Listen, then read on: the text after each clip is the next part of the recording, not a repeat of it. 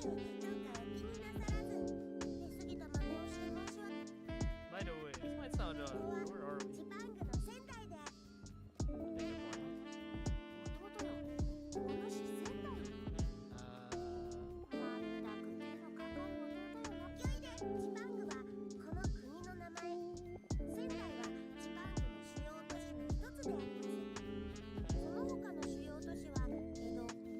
Hey Yuki, how you doing? Yeah, I'm doing fine.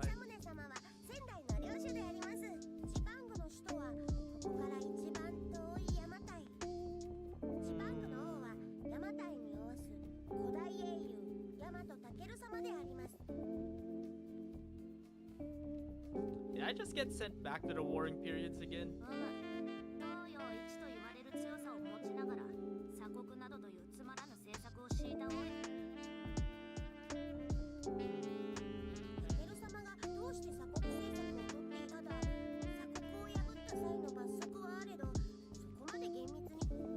So, country is nominally isolated, but in practice you can do what you want.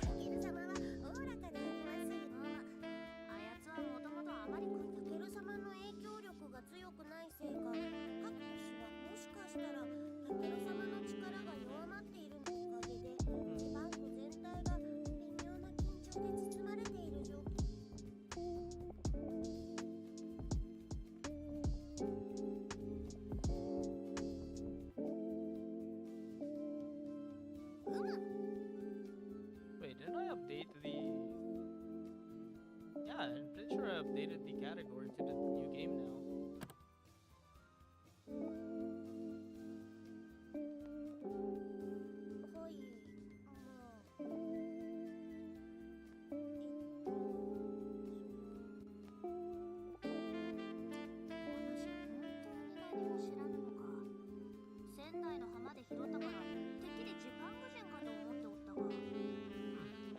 Everything you told me makes sense, but it's all completely unfamiliar.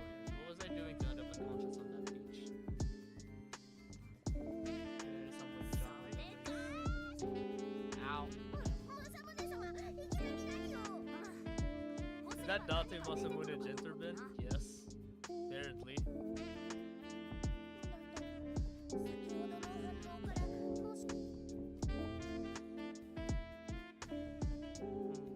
Remember you smacking my head against a rock and then dragging me along the beach.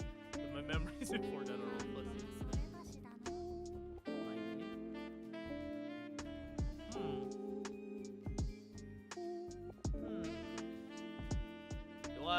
Do I want to name myself in...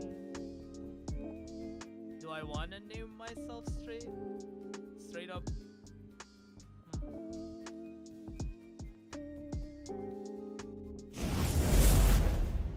And hello. Hey Yuki, you're early. Jinn's hand reveal. Well, not quite. I'm wearing gloves because I'm gonna be working on something interesting. Wait, let me reset my face a little bit. All right. So we got a lot of stuff to do today. My stream today is gonna be a hand cam stream where I'll be working on a Nerf gun. I've been talking a lot about it for like the last 2 months or something, but it's finally time. So let me just show you what I'm planning to do and head straight into the hand cam section. Let's see if it works. Pop, pop. And there we are. Oh no! Let's see, this camera. Let's see if I can restart it.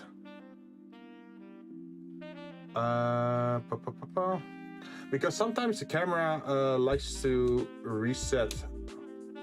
So let's see if it works. Yes, there we are. Haha, we got gloves on today. I got the camera set up vertically so people can actually see what's going on. This is my very fancy keyboard that I bought a while back. There's some very nice features, like if I press this, you can see lights moving, that sort of stuff. But we're not using the keyboard today, so I'm gonna move this one a little bit to the side because we are not gonna use it. What we're gonna do today is we're gonna turn a Nerf gun that looks like this. And wait, what did you say? Anyway, building a shooty thing, also gonna beat Kai and Yu-Gi-Oh! Gonna join me, comrade. Wait, is Kai streaming at the moment? Nice hand. But yeah, we're taking this gun and we're gonna try to turn it into something like this. So we're gonna make it a lot more black and with some orange highlights. What I got for that is a lot of materials. For example, let's turn away this image so we have actually a view. I have primers in a gray color. I have, let's see, where is it? I have a plastic dip, which is like a rubber-ish consistency. So that might be useful for the grip. Oh, you can say hi to them for me. Because I'm gonna be busy with sanding and tooling. But this is like for a later stage. I first have to prepare the... Ooh, neon black color, nice, yeah. And I got something very nice for it. I'll show you in a bit. I also got like my sanding paper that I need to roughen up the edges so the paint sticks better. I'm just gonna lay it down like this. I got a sponge, sort of like sanding thing. It's very rough here at the side, which is also pretty useful. I have, let's see, I have masking tape, which is useful if you're gonna spray with a lot of stuff. Let's see, we got something very special. We have hobby paint and it's metallic. I'm not sure how well you can see it on the stream. Few metal and plastic. Extremely flammable, so yeah, don't put a light near it. But that's also a thing. Let's see, what else do we have? We also have some very interesting things that are we're gonna add later to the gun, and that's like something like this. This is a laser sight, or like a laser pointer for under the gun. It well, under the Nerf gun. You can turn it on, and then it shows like let's see if I can show it. It's a laser, pretty much.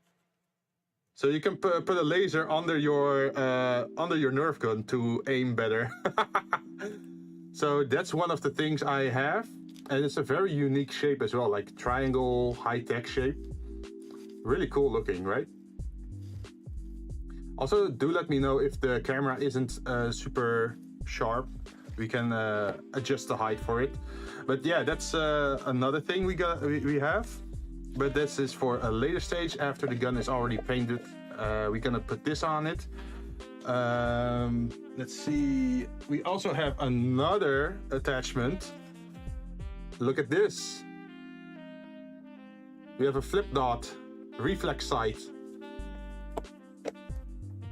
So that's this part, as you can see. And if I click on the side here, if I click here on the side, it should flip open like this. And then you have a reflex sight. And you can see the red dot inside the lens as well. Which makes the gun look even more cool, right? So these are like all the things I managed to gather over time while working on this or preparing this. Because at first I wasn't sure what to do with it.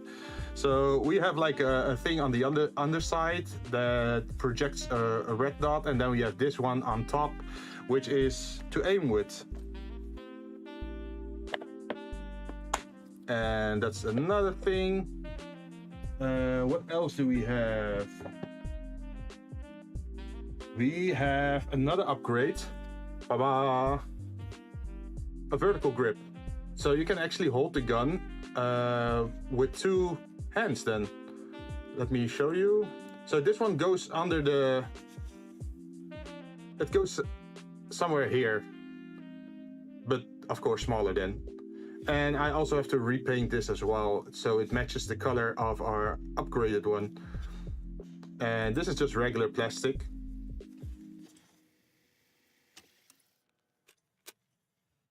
And it just fits on it. So that's another thing we have. And let's see. We have more stuff. Where is it? Ah, there it is. Look at this.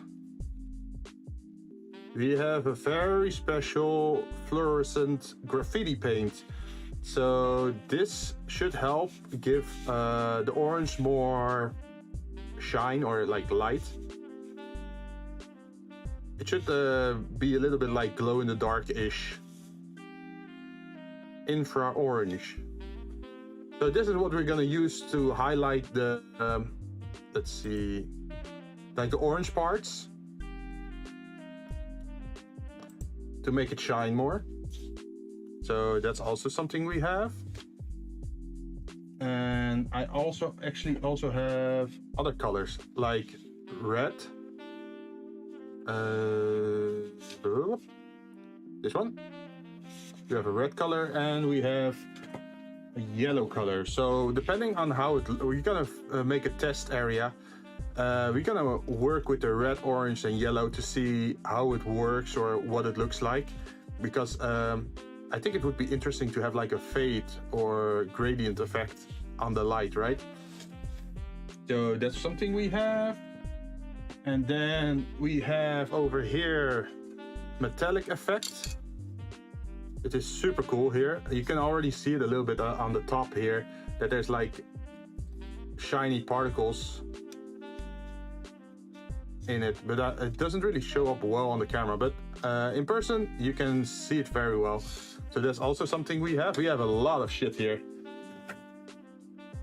Let's see, we also have the metallic spray in gray, like lighter gray, because I wasn't sure like how it's gonna affect the surface. So I just got 2 of them. So I can actually check if it's gonna work, but I'm gonna spray on a test piece first before we actually gonna spray on the object itself, right? But that is something we might do later, because today it's all about prepping and sanding.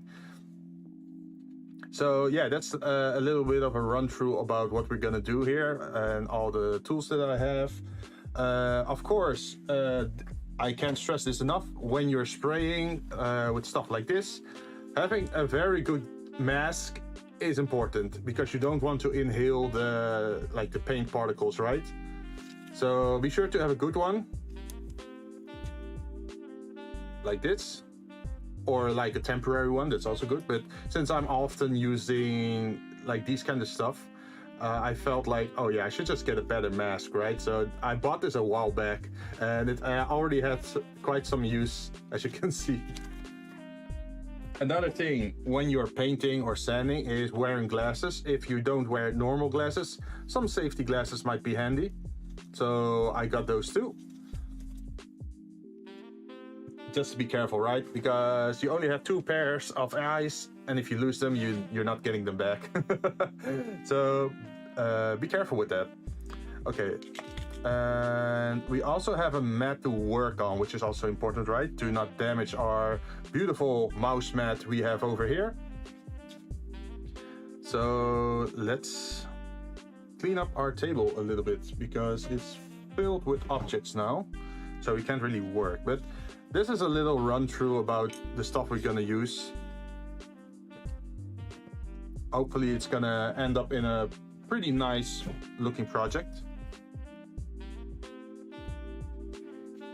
And these ones go here. Like I have a huge box to my right where everything is in. Still looks so nice. I'm very curious about the reflex side and the laser for the bottom side, like how it's gonna look. I hope it fits the gun together with of course this one as well. And I hope also that this is enough masking tape for the entire project. Otherwise, I might have to buy some extra.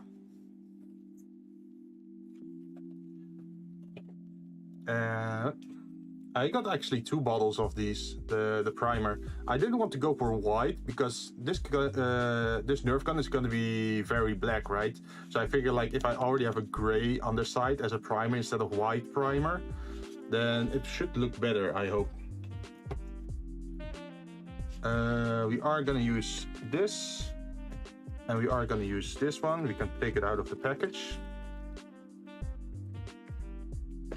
Also, fair warning, once I'm actually working on stuff, I might be muting my mic, just so there is no noise complaint. Another thing I have is an electric tool. This one, it's pretty much, how should I say it? It's like a Dremel tool. You can have different head pieces on it, and you can sand with it, pretty detailed with it. Like exactly where you want it to be. And I have like a point where I can hang it up. So I'm hanging it up on the side, and then I can pretty much work with it like it's a pen. So I can go exactly where I want to go with this. And there are different head pieces for it, as you can see here.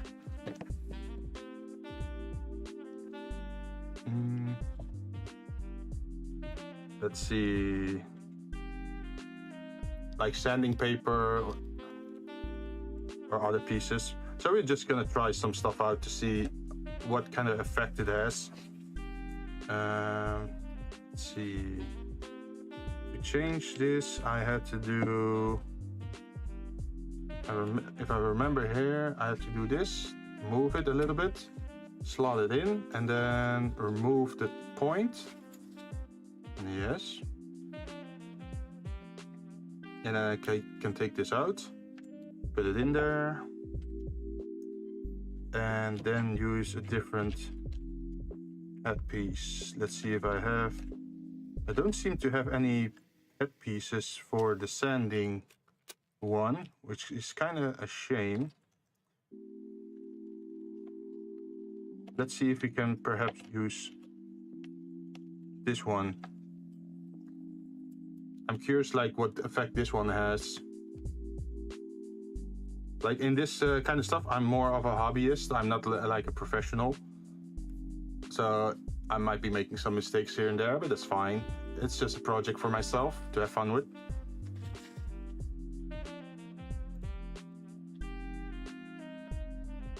There we go.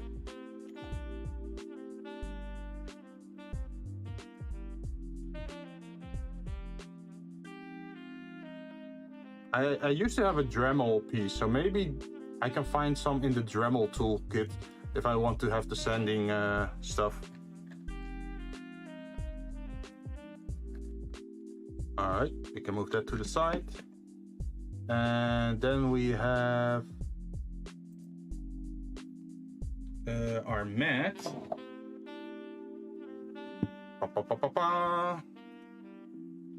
Bam! Something we can lay down to work on.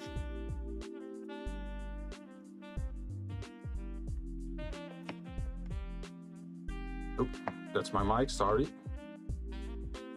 So this is a little bit of my workspace. So I can here safely work on it without damaging my mat or my mouse mat at the side. And let's see. Also, we can show a little bit of the pieces, right? So we got this piece. Let me show you the picture, which is at the back side here, right? But the problem is that it has a very big logo of Nerf on it. It doesn't look that nice. And on the other side, it has like the instruction text identifiers. So I want to get rid of that stuff. And let's see what's next. On the magazine we got over here, you can see there is a Nerfgun logo at the bottom on both sides. which we can send away. And that should be most of it.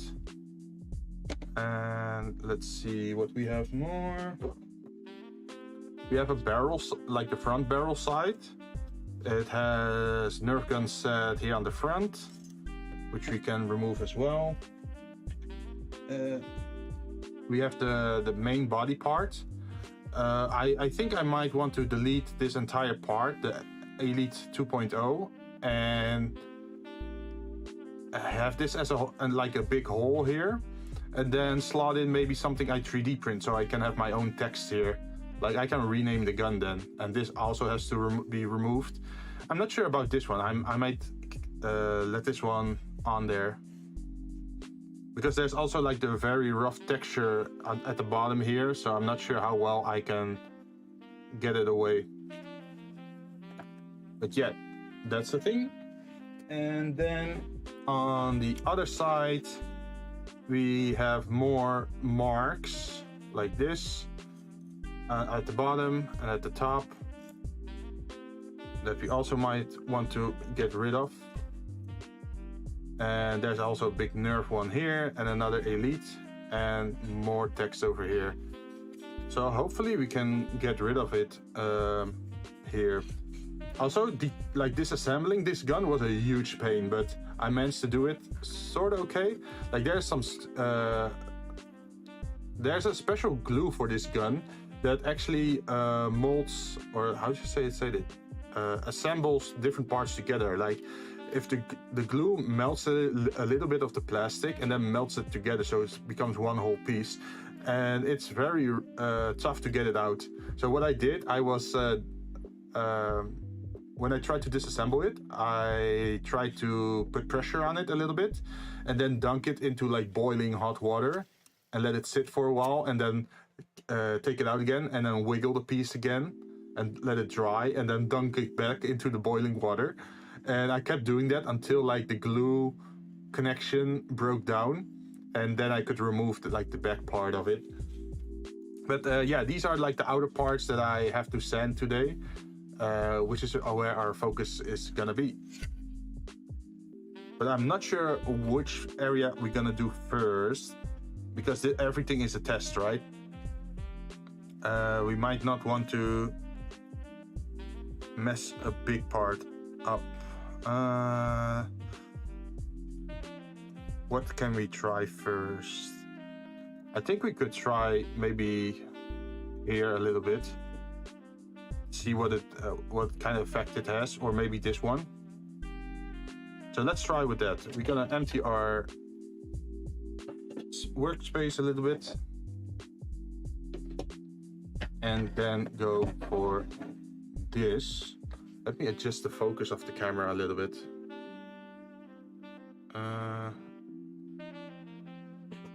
Is this better?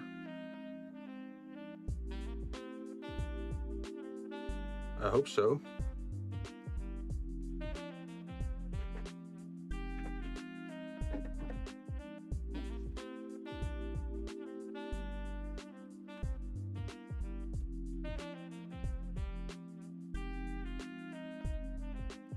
All right. But this also means that if I'm working with something like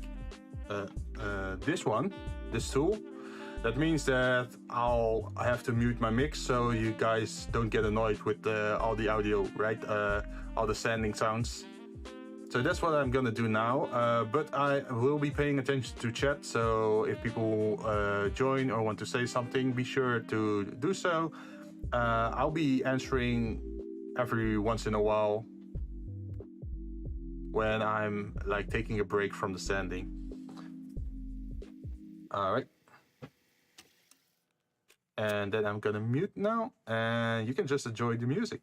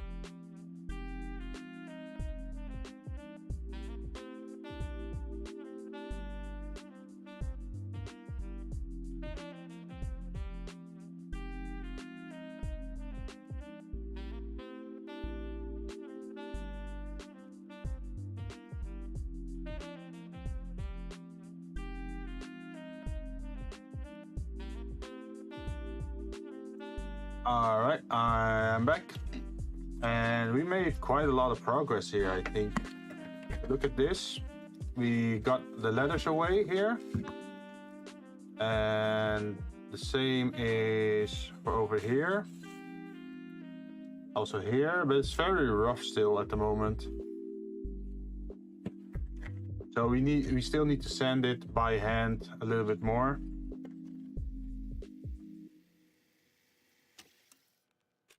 But it's starting to look good, I think. Let's see. What kind of sanding should I do now? Probably by hand. Like, I guess this is a little bit noisy if I do this, right?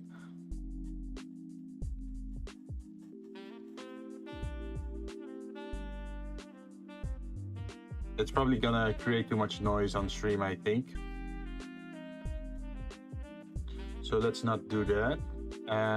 Whatever happens, I can also react to chat. But for now, I am gonna mute myself again.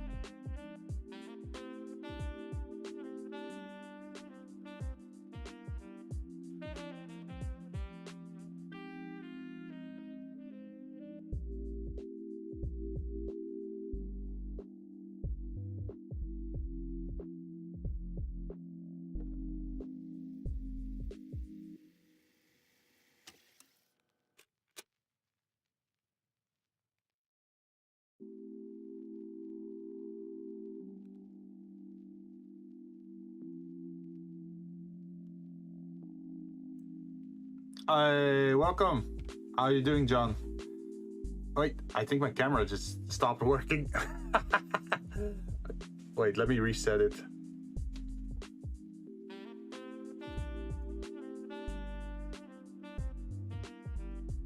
Let's see if it works.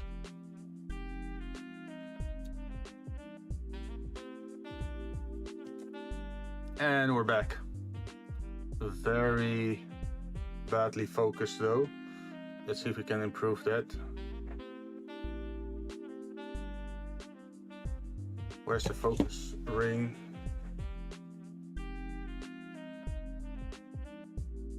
There we go. How you doing? How was the stream? I was actually lurking in your chat while you were playing still.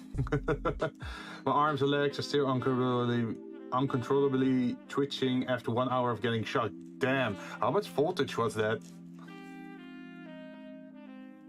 Was it like high voltage or low voltage?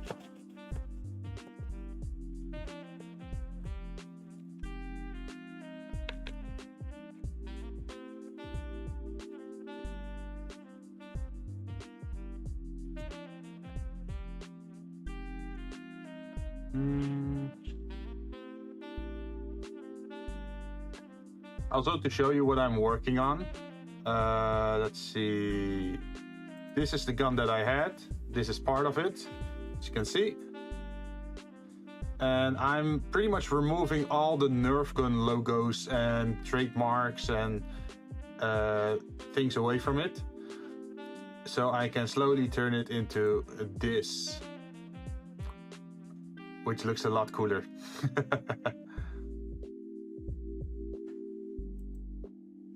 Let's see. Now it was in the middle, but it was basically making your muscles contract involuntarily over and over whenever you get hit. Oh no. Was it like alternating current? So you got like multiple little shocks, or was it just one continuous shock?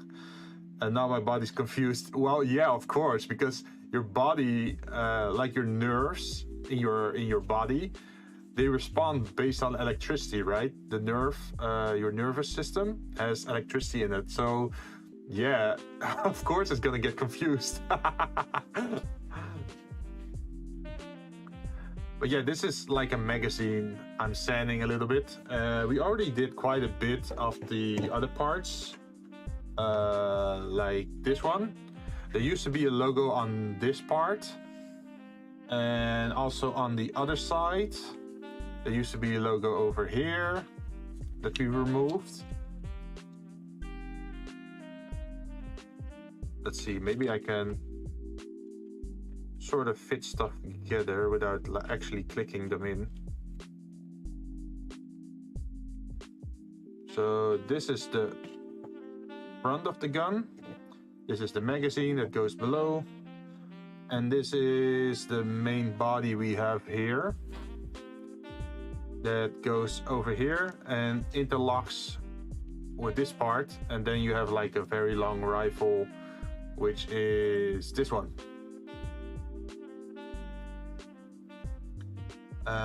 It's mini shocks for mini hits, but a continuous shock when it's a heavy hit, like a crush kick. Damn.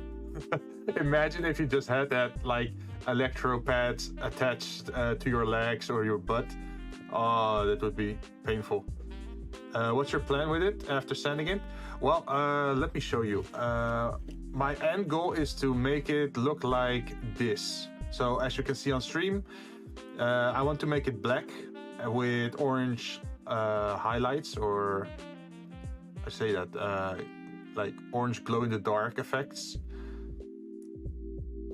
And I hope that I can still keep the mechanism on the inside working, so I can still actually shoot nerfs with it. So for that, what I first will need to do after sanding, but it's not gonna happen today because I'm not gonna spray graffiti indoor behind my computer. That's something I will have to do later.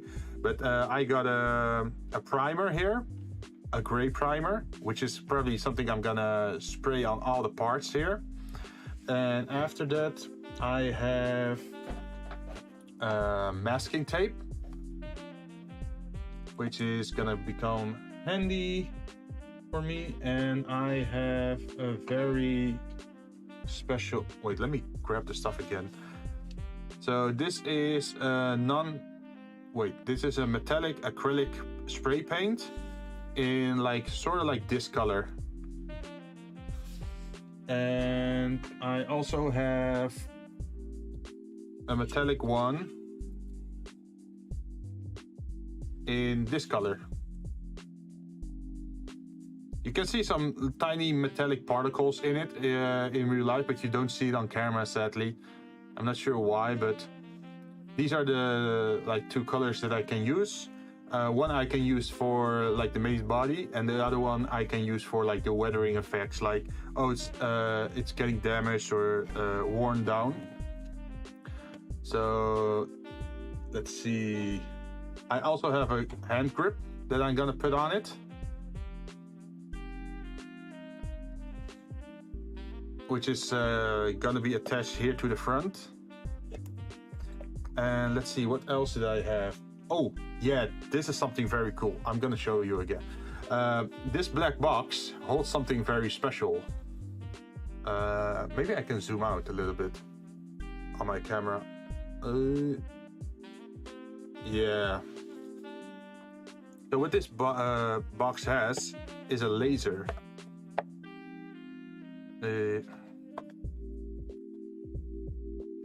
Let me move that to the side, get it out. So it's this device. It goes under your barrel of your gun or Nerf gun, and you can load it by USB. You slot it in here, and what it does is, let me point it down. Let me start it up. A red dot, like laser sight stuff, So you can actually aim with this on long distance, which is pretty cool, right? So that is gonna hang somewhere below here. So you have a grip and then the laser sight. And that's not all that I have. Let me close the box again. Where's the... Oh no. I have to pull it out again. Back into the black box. Yeah, super cool. And this is even cooler. This one, look at this. I got a reflex sight, which is like a flip up sight. So as you can see, now it's like layered down. So you put this on top of the barrel, and as you can see, now it's folded down. But if you press the button here at the side, what it does is instantly flips up. And if it's flipped up, you get like a laser sight in it. You might be able to see it if I aim it well. Yeah, you can see it, the red dot, right?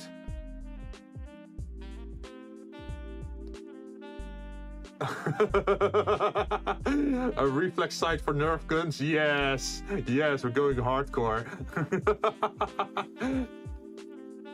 So that was what I was preparing pretty much like these last 2 months. Like the attachments, like the bonus stuff for on the Nerf gun. Because I figured like, well, if I'm gonna put effort into it, I might as well make it look nice, right? And cool. So now if you hold it, now you can actually aim through it and have like a red dot and a reflex sight. So I'm actually hoping that this project is gonna work very well. The only thing is that the gun, like the Nerf gun at the moment, feels a little bit light. But there's a lot of space in the internals. So I was wondering, like, maybe I should add some weights to the inside of the Nerf gun just to make it feel a little bit heavier. But at that point, I wonder how much the police is gonna dislike it. Like, imagine if it's a heavy weighing gun. It has a reflex sight, laser sight. It's all painted black with orange. Then I'm wondering, like, at what points are they gonna stop me and say, like, yo, this looks too much like a real gun, man. But it's sort of like a cosplay prop, just something I want to make. The idea is that eventually I just want to make like a... it would be cool to have like a cyberpunk stealth SWAT or soldier outfit, right? That you can go to cosplay events with or go to anime cons, something like that. With a full mask, of course. So you're sort of like anonymous and looking intimidating, pretty much like the Hellgun soldiers, but more cyberpunk. But yeah, that's what I'm working on. And there are a lot of components to go through, because these are just the outer components, right? Like the big parts. But there is a bag next to me with all kinds of small parts, and luckily I don't have to paint everything of it, because some are like purely internal stuff, right? But yeah, that's my project at the moment. That's what I'm working on. I should also probably show you the orange. This one. Fluorescent graffiti paint.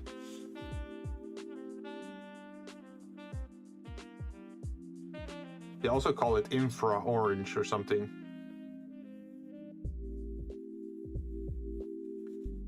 So I'm curious like how this is gonna look on the gun.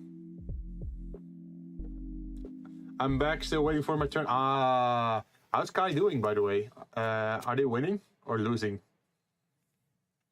But yeah, this is the paint that I'm gonna use for the orange parts. But I'm not sure how I'm gonna do the painting stuff. I might actually paint it off stream and then record it and then play it during stream and to show you a little bit of what I did. Or maybe like make a compilation video where everything is compiled from the beginning, where I explained everything, plus all the components.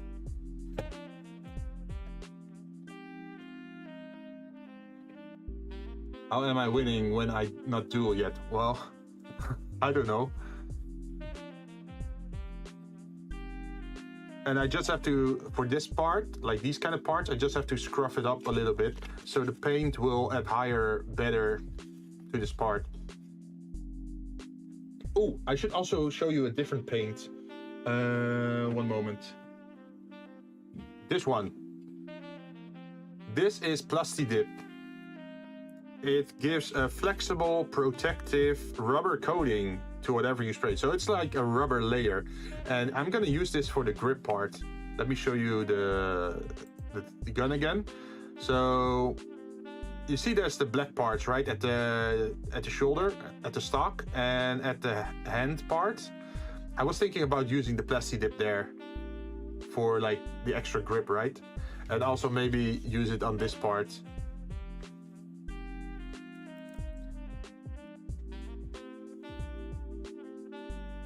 That's some high quality paint. Yeah, I got the high quality one because I'm also 3D printing stuff, right? So I actually want to use this paint for some other projects as well. At least expensive in our end. Yeah, it was sort of expensive, but it's worth it, I think. Nerfgun man spending money on a plastic toy gun, customizing it. Speaking of gun, I hold a real gun during military camp, and boy was it heavy. Oh yeah. Like I can attest to that. Like I actually used a real one at a shooting gallery. I shot with rifles and pistols, and yeah, a gun in real life is much heavier than you'd assume, and aiming is harder than you'd think. I still have like a target practice result somewhere in my room. I'm not sure where it is, but they had a paper, like piece of paper on the wall, and you had to shoot at it, and then you could take it home afterwards. I still have it somewhere, but I'm not sure where. Like maybe I should look it up. Is it close by? I'm not sure. No, I'm not sure where it is. Maybe next time. But it's also the knockback of the gun, right? I had to stand in like a special pose. But here you can actually see what we did. Like, we took out the entire Elite 2.0 part. And we took out the Echo part. And at the back there used to be Nerf here. So we removed all of that. Oops, sorry, I knocked into the microphone. Like this is my microphone right here. With like a metal protective thing around it. The recoil is what makes it surprising. Ah, yeah. Although the caliber I shot with wasn't that extreme. It was just an introductory lesson for if you wanted to join a shooting club. And I went there with a bachelor party for my brother-in-law, and I went there before just solo. We don't shoot it or anything, just performing a checkup, cleaning, movement on the enemy. Ah, okay. I actually used a few, but don't ask me how to reload one or load one. There was like an instructor standing next to me who did all the loading and reloading stuff, and then he put it down on the desk like, okay, now you can pick it up. And they were very strict on it, like you can only aim forward, no selfies, no pictures, no stupid stuff, just do the practice you want to do or try it out, and no silly business. They actually had us walk down all the way to the there was like a basement bunker where the shooting gallery was, so you can't easily enter it. Like the Netherlands is a small country, so you can't really shoot out in the open because you're probably near a civilian area. So you have to be careful about that. Alright. So we did this thing. We can move that aside, I think. We did these two. You can also move that aside. I'm not sure about this part yet. There seems to be still a part left here, so here that I have to remove. But if I'm using my tool, I'm gonna mute myself again.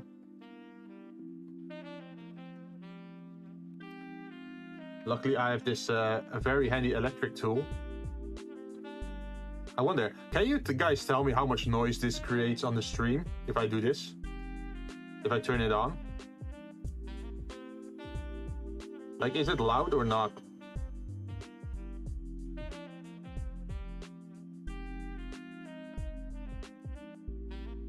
I'm kind of curious if it's noticeable.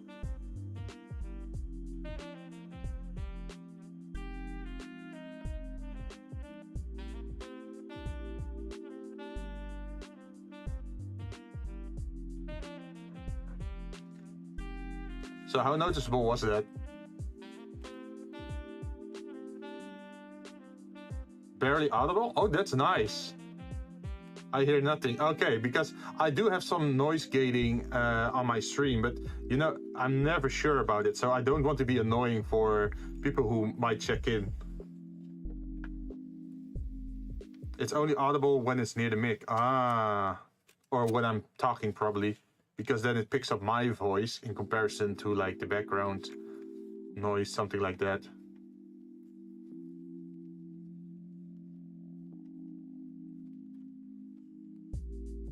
Put this one aside and put another headpiece in there.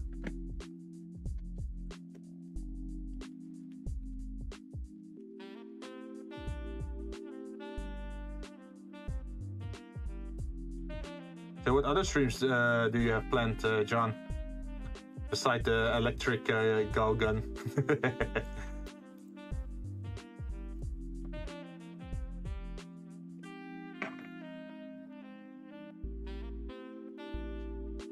This is probably gonna be noisy though if I use it.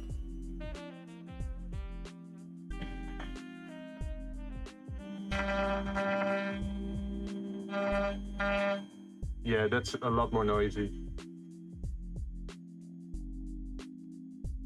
Let me turn up the mic again.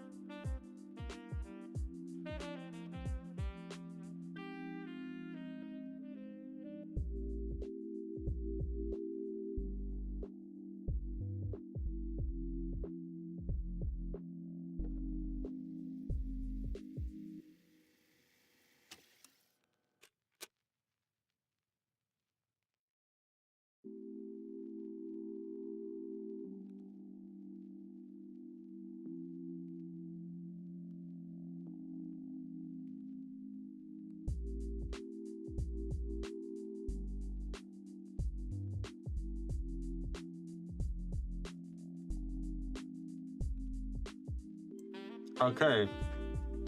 So I just had my mic muted, so that's probably why you didn't hear anything. Or do you mean before I turned it off?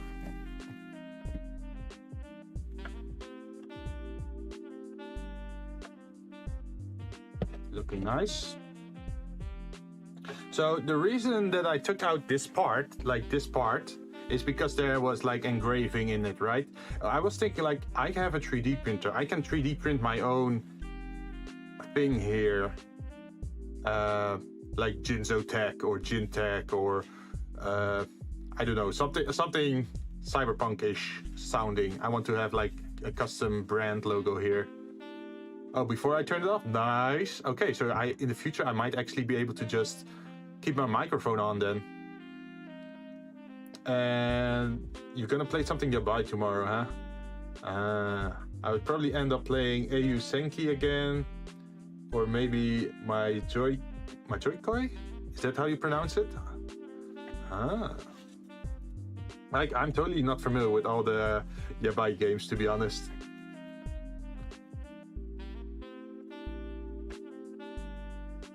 Yeah, I think this is sort of done for now. So let's see what other parts we have in our big bag. Yeah, look at this. These are all the parts that are like internals. Like, and it's all also little parts like this. Or like the internal barrel.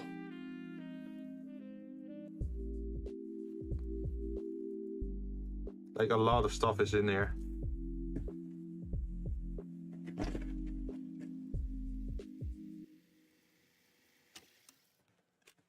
Even parts you have to like lock into each other like this. Wait, there's a spring here. Let's spring back into the bag. So you connect it like, where is it? Yeah, you connect it like this and then lock it in by turning it, and then it's attached. And this is the front barrel, and this is like where the bullets go into the Nerf gun. That's a lot of parts. Yeah. Like, even like this thing, it's like a plate for on the inside of this gun. Let's see if I can still fit it in somehow. It was the other part, I think. Maybe. Let's see, this one goes. I took a picture before like disassembling it for real.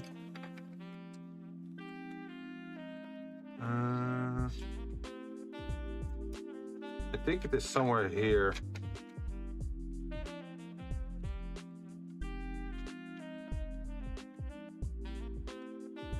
Was it upside down? I should Oh, Crown Kaza, how are you doing? Are you having fun? You were streaming earlier, right? What was it? Code Vein, right? I hope you had fun. Oh wait, yeah, it's... Okay, I got it. So I have to put it somewhere like this. And if it's put like this, that means if you turn it around, it blocks off the view from these points. But yeah, there's like a lot of components here. Yo, Nerf just finished Code Vein. Yeah, it's Nerfgun. It's Nerfgun time. Let me show you what I'm planning to do. So this is the original gun that I took apart, disassembled. And to be honest, in the Nerf gun world, this gun is a pain in the ass. Like, everyone avoids it because they think it's so hard to mod it or take it apart. But I actually managed to succeed in doing so. I actually took it apart successfully. The only thing is that I now have to paint it and then also reassemble it, and hopefully it still works. That's the biggest problem, right? But this is like the original gun, and what I want to turn it into is this. So I want to make it like gunmetal black with orange highlights on it. I think that would be a nice effect, right? At least that's the plan we're going for.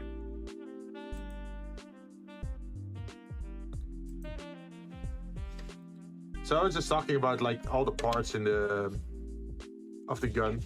Like, luckily I don't have to sand every part because there's like a lot of internals you don't see anyway from the outside. But some parts do need some sanding. So let's move this huge bag of parts away. This is the hand grip one. So it's like this. Alexa, stop. Why is she talking? So this is like the trigger part, right? And then we have the... Where is it? Where is it?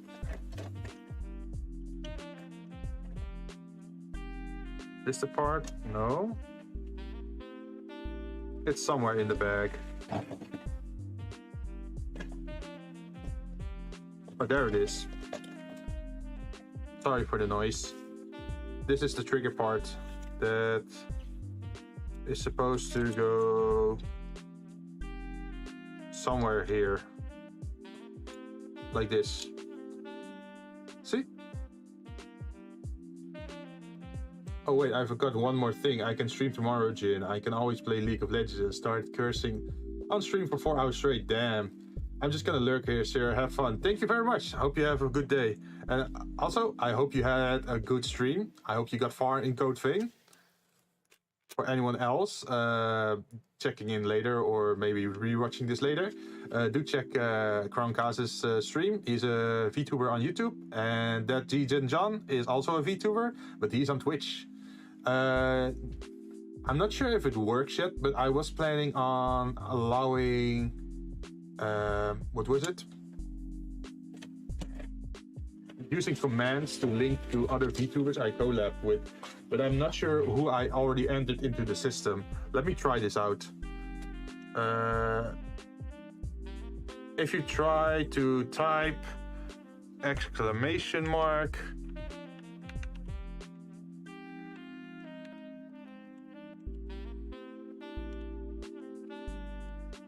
let's see if it works.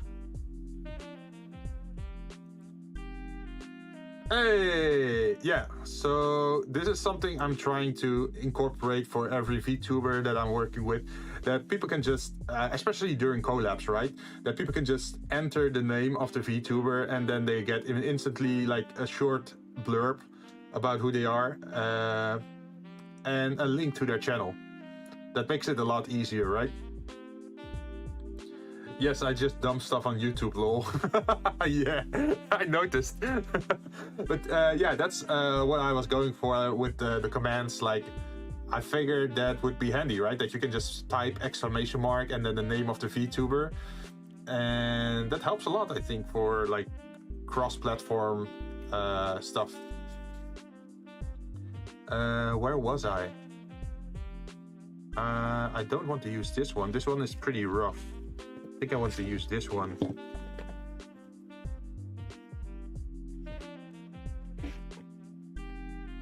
Yeah.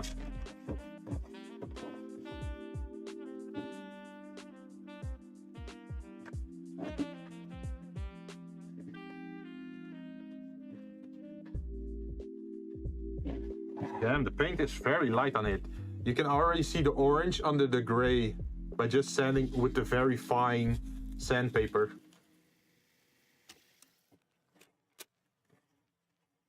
Want to play Gun VR 2? It's fun. Yeah, I saw it. But I don't have a VR goggle. I'd love to play some VR games, to be honest.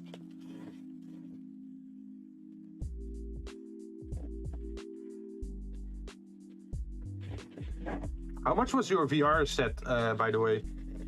And how, not expensive, but how much options do you have? Is it just face or is it also arm tracing?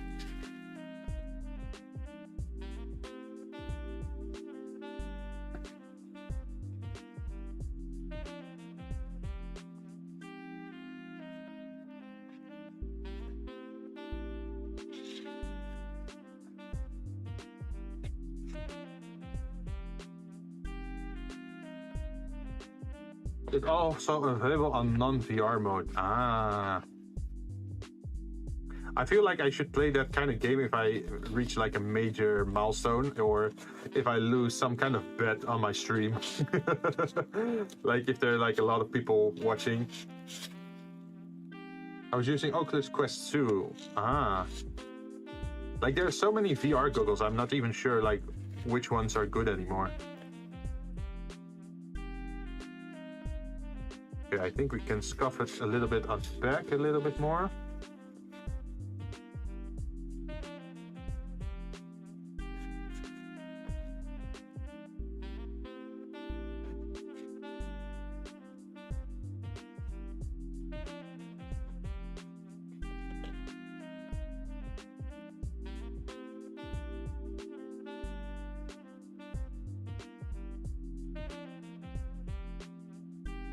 I got the VR set for like €300. I just used the Quest 2 because it's simple to use.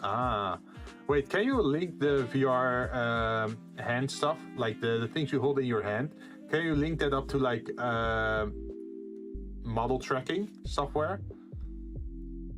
That would be nice if I can just use the VR setup as well for like VTubing stuff, and then I can actually use my hands instead of always sitting like this on the stream.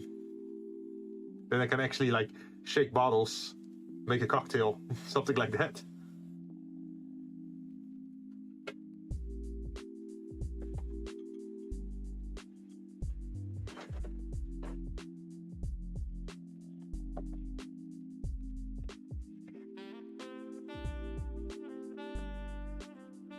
Should be able to. Okay, nice. I should check it out then. But to be honest, I saved up quite a lot of money, and it's all gonna go into my car at the moment. So I probably won't be able to buy the VR set anytime soon, because having actual transport in real life is important right now.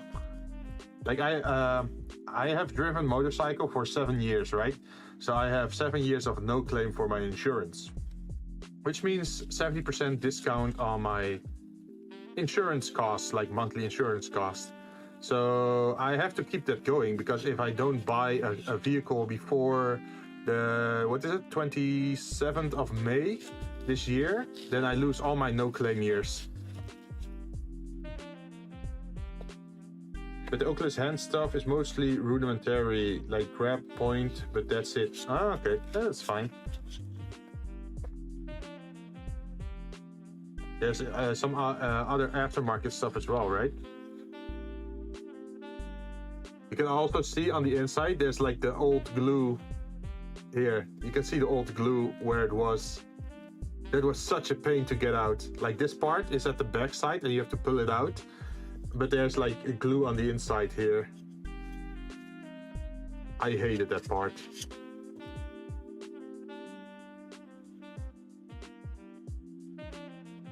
Okay, that's another one down.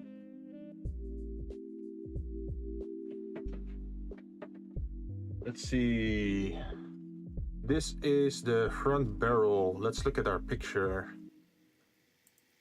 We're gonna make it black partly, and this part is gonna remain orange, but this is black. I'm not sure if I'm allowed to actually make this full black though.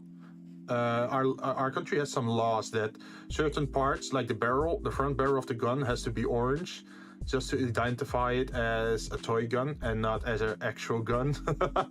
So I might have to make this front side, keep it orange as well.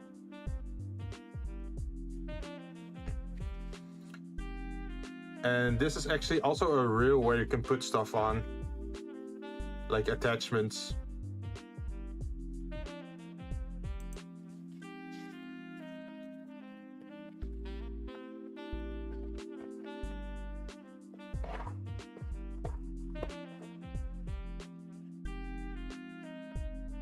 And this is very smooth metal, or not metal, plastic. So I do have to scratch it a little bit, or if I want to actually paint it later.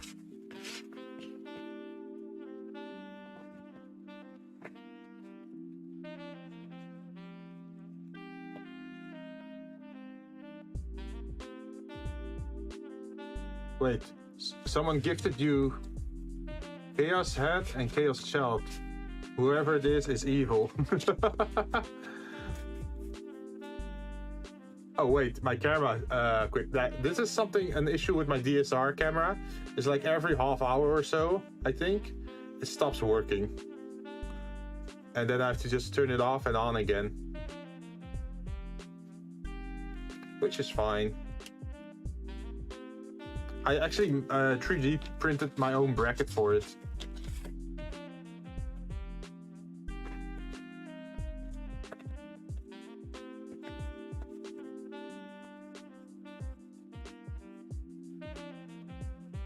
I'm curious why certain things showed up on my screen but didn't show up on my chat. like on YouTube itself. I wonder what's up with that.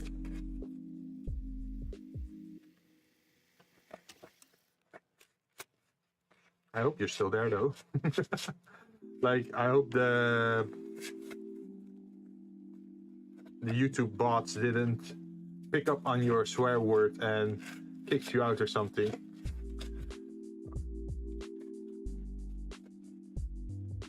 Wait, do you want to talk, by the way, John? I can sit in the collab chat and then you can join if you want. Probably easier than having to type everything out.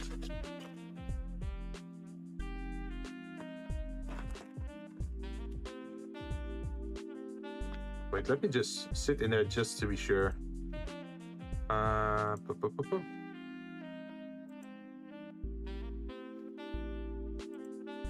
not sure if it's gonna work, but who knows. If you're gonna join, I will hear you anyway. Here I can hang out for a bit. Nice. Okay, let's see if I can grab the audio. Add application audio capture. Add existing Discord. And then I should be able to grab the properties. Where is it? Discord. There we go. I'm still cooking a bit of food. No problem, no problem. It's just a suggestion, not an obligation, of course.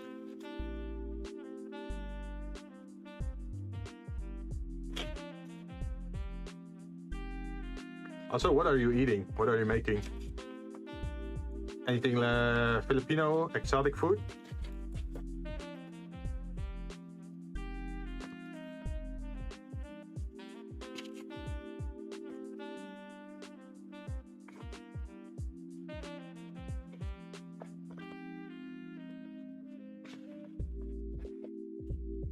I think we did this part pretty well. Up to the next part.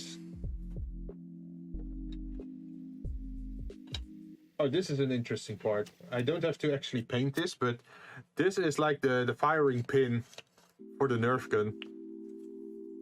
At the back there's like how should I explain it? It's like an air pressure thing at the back.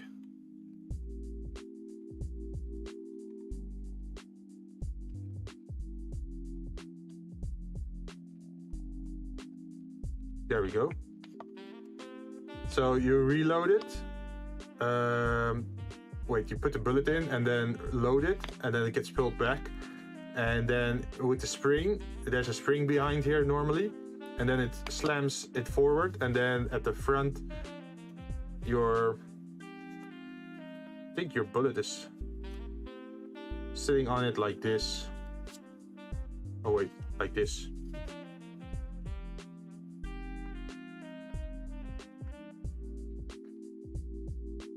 Something like this, and then yeah, I just hit the back side here, and then you saw that it flew off. So at least the firing component is still working here. Important data, right? Let's grab the handle parts.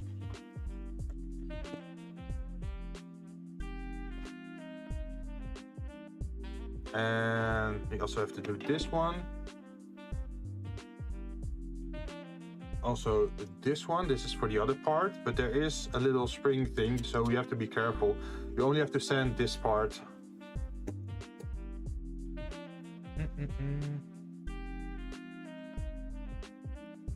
Let's see, there's also this thing.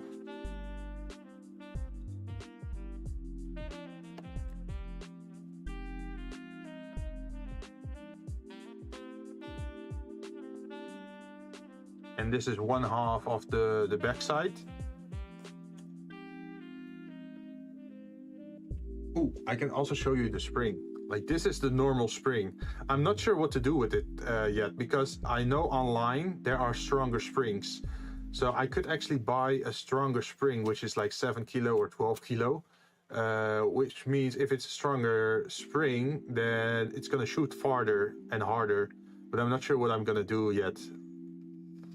But it's an option to upgrade this spring as well. Let's see, this is also a barrel part that we have to sand.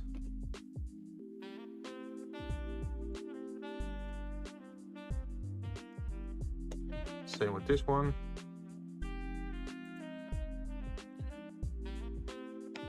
Let's move Discord to the other side.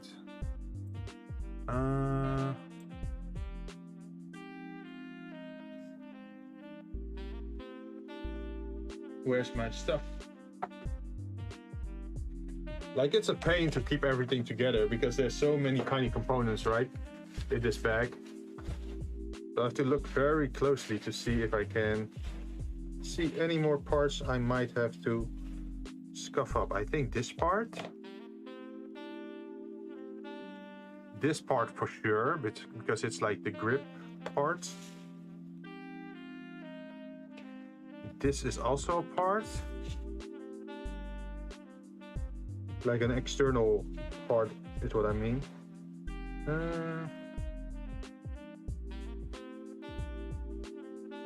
Like, I also put all the screws in like a bag just to keep it safe, so I wouldn't lose any screws. Let's see, I think this is also a component. This is for if you want to drop the magazine out.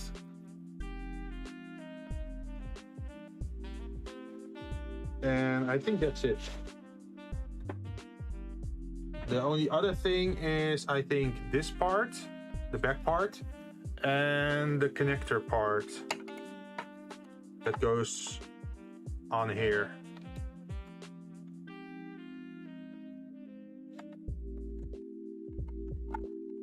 Like this one, this piece that slides in here, and then that makes the back part, which you can slide onto the central gun part again to make it like a rifle-ish thing.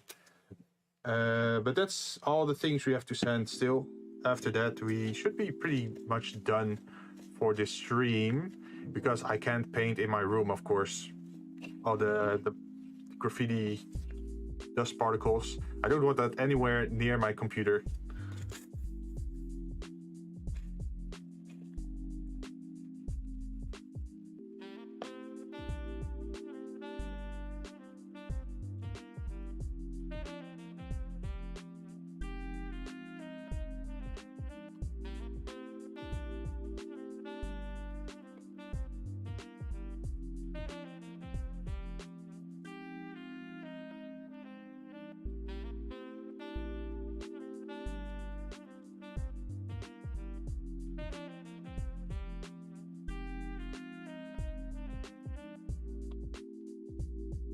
And of course, after sanding, I also have to remove all the dust and what is it? The fat from the.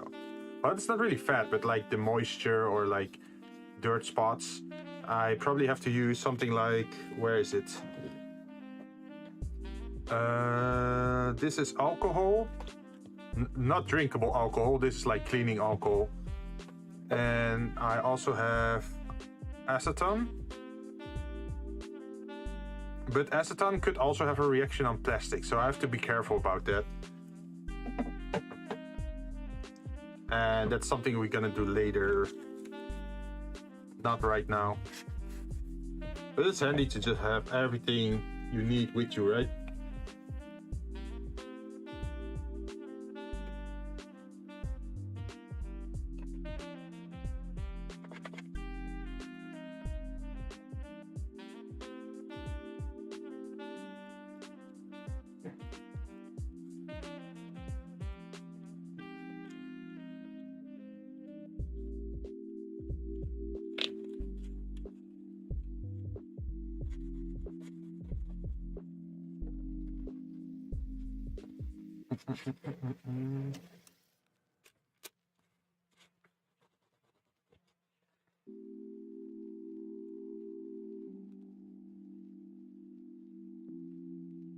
Okay, that's good. And then for this one, we just needed to do the outer parts. Arrived. Hey, welcome. How are you doing? I'm just eating. I was supposed to eat this during stream, but I was too busy shocking myself. Well, yeah, I think it's a good plan that you waited with food. Imagine like getting zapped while you're trying to eat something and just your whatever soup or something just gets launched across the room. It was actually those spicy noodles I was supposed to eat 2 weeks ago. Oh no, was it also a challenge or it's just something you like? No, that was something that I won. That was something that I had to do because I reached a sub goal. Ah. Do you have any other challenges you still have to do? I still have to go and make my own Discord, which frankly I still haven't done. Yeah, making your own Discord is a pain. Like I tried to do it with mine, and well, I only have the bare minimum right now because I don't feel like I should make like 10 channels or whatever, because there's not enough people to actually have that many channels, right? Yeah, and I haven't gone around to making it because of mostly work. A busy person. Mostly work and yeah, but the problem with having a Discord is you also have to manage it, sort of, right? But if it ends up getting used. Yeah. Originally, the guys from Wiseworks were like, "Hey, if you're gonna make your own Discord, just point it to our Discord." And I'm like, yeah, that's nice, but The problem is you don't have full control of someone else's Discord, right? So if you want to collab, then there's always a chance that people will just randomly join while you're doing Aside from that, it's more like if someone unruly goes in, I feel like that's gonna be my responsibility, and I'm like, oh yeah. Yeah, that's like, also a thing. I don't want to deal with that. Uh-huh. What are your plans, by the way, for your channel? Like, you want to make it big or just... I just enjoy myself, to be honest. So it's not like that you want to like be safe for work so you can keep your monetization stuff going? Be safe for work is always going to be the last thing on my mind, no matter what happens. Yeah, you're very known for like searching up the edge of what is say so and what is not. Or, well, not really say so, but what's safe for work. Like when I made a promise to myself that if I'm ever going to do content creation, I will never sell out. Oh yeah. Wait, what do you mean with sell out? Like do promotion sponsorships or? No, I will not sell out my morals. My morals is I have none. Well, for me, it's like if I actually honestly support a product, then I'm okay with sponsoring it or like mentioning it, but not if I don't believe it myself, right? Like Raid Shadow Legends. No. You know what's funny? If you just I actually played it. If someone actually mentions it on stream, there is a chance that you get a sponsorship letter from them. Really? Raid Shadow Legends. Happened to me already thrice. Play for free. Really? You rejected it thrice. But like, what is their offer actually? Like, oh, you get a few cents or something, or is it like legit? No, they're like, oh, okay, we want to sponsor your channel with Raid Shadow Legends. I'm like, okay, what's the catch? You have to play Raid. Okay. I'm like, okay, I have to play Raid, and you have to play it for 6 hours straight. No, thank you. 6 hours straight? Oh, I already did that once. Like, I actually have a Raid Shadowland, Raid, well, I have the game. Let's put it at that. And I tried it out for a while, but to be honest, to get one of the rare characters, it's a hassle. Like you have to level up this, get that, do equipment this, mastery points that, get multiple of the same champion to unlock this. You know, the typical Genshin stuff, pretty much. They want me to play it for 6 hours straight, and I'm like, no. Oh, I could do 6 hours straight, but 6 hours at my pace. No, 6 hours on one stream. Ah, that's all. Just one stream, 6 hours, and that's the sponsorship.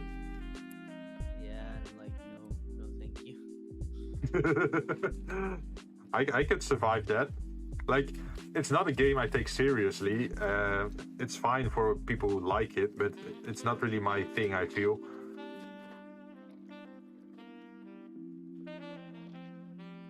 I would play a lot of other things, just not really. Understandable. To be honest, a lot of questionable games, but come on, not really. I actually stopped playing like Genshin since like way before. I haven't I even removed it from my computer. I still like some Genshin content or watching someone else play Genshin, but I just can't motivate myself anymore to play it myself. I totally understand it. I have Genshin up and running, but I haven't found the motivation to continue. Oh no. Yeah. Zero motivation Yeah. to continue. But it's also that I ended up lagging behind, right, in content, and then you're like, oh shit, I still have so much to do. Meanwhile, though, I am actually able to, on the bright, which is weird because I'm able to still keep playing FGO, but not. Well, but FGO is more like seasonal events, right? They're seasonal events, but I log on it daily. That's the weird thing. I log on it daily. I have never missed a login ever since the game started 5 years ago. Okay, I was only with that in Fire Emblem Heroes. Like, I used to play that so much. Up to now, I still have not missed a single login in JP. Not in JP, not in NA, not in KR, not in Taiwan. I have played that game way too much. Yeah, I can never, like, the problem with me in games is, like, if the game gives me content, then I'm gonna play it, but eventually I'm gonna get burned out from playing it, and then I don't want to touch it anymore.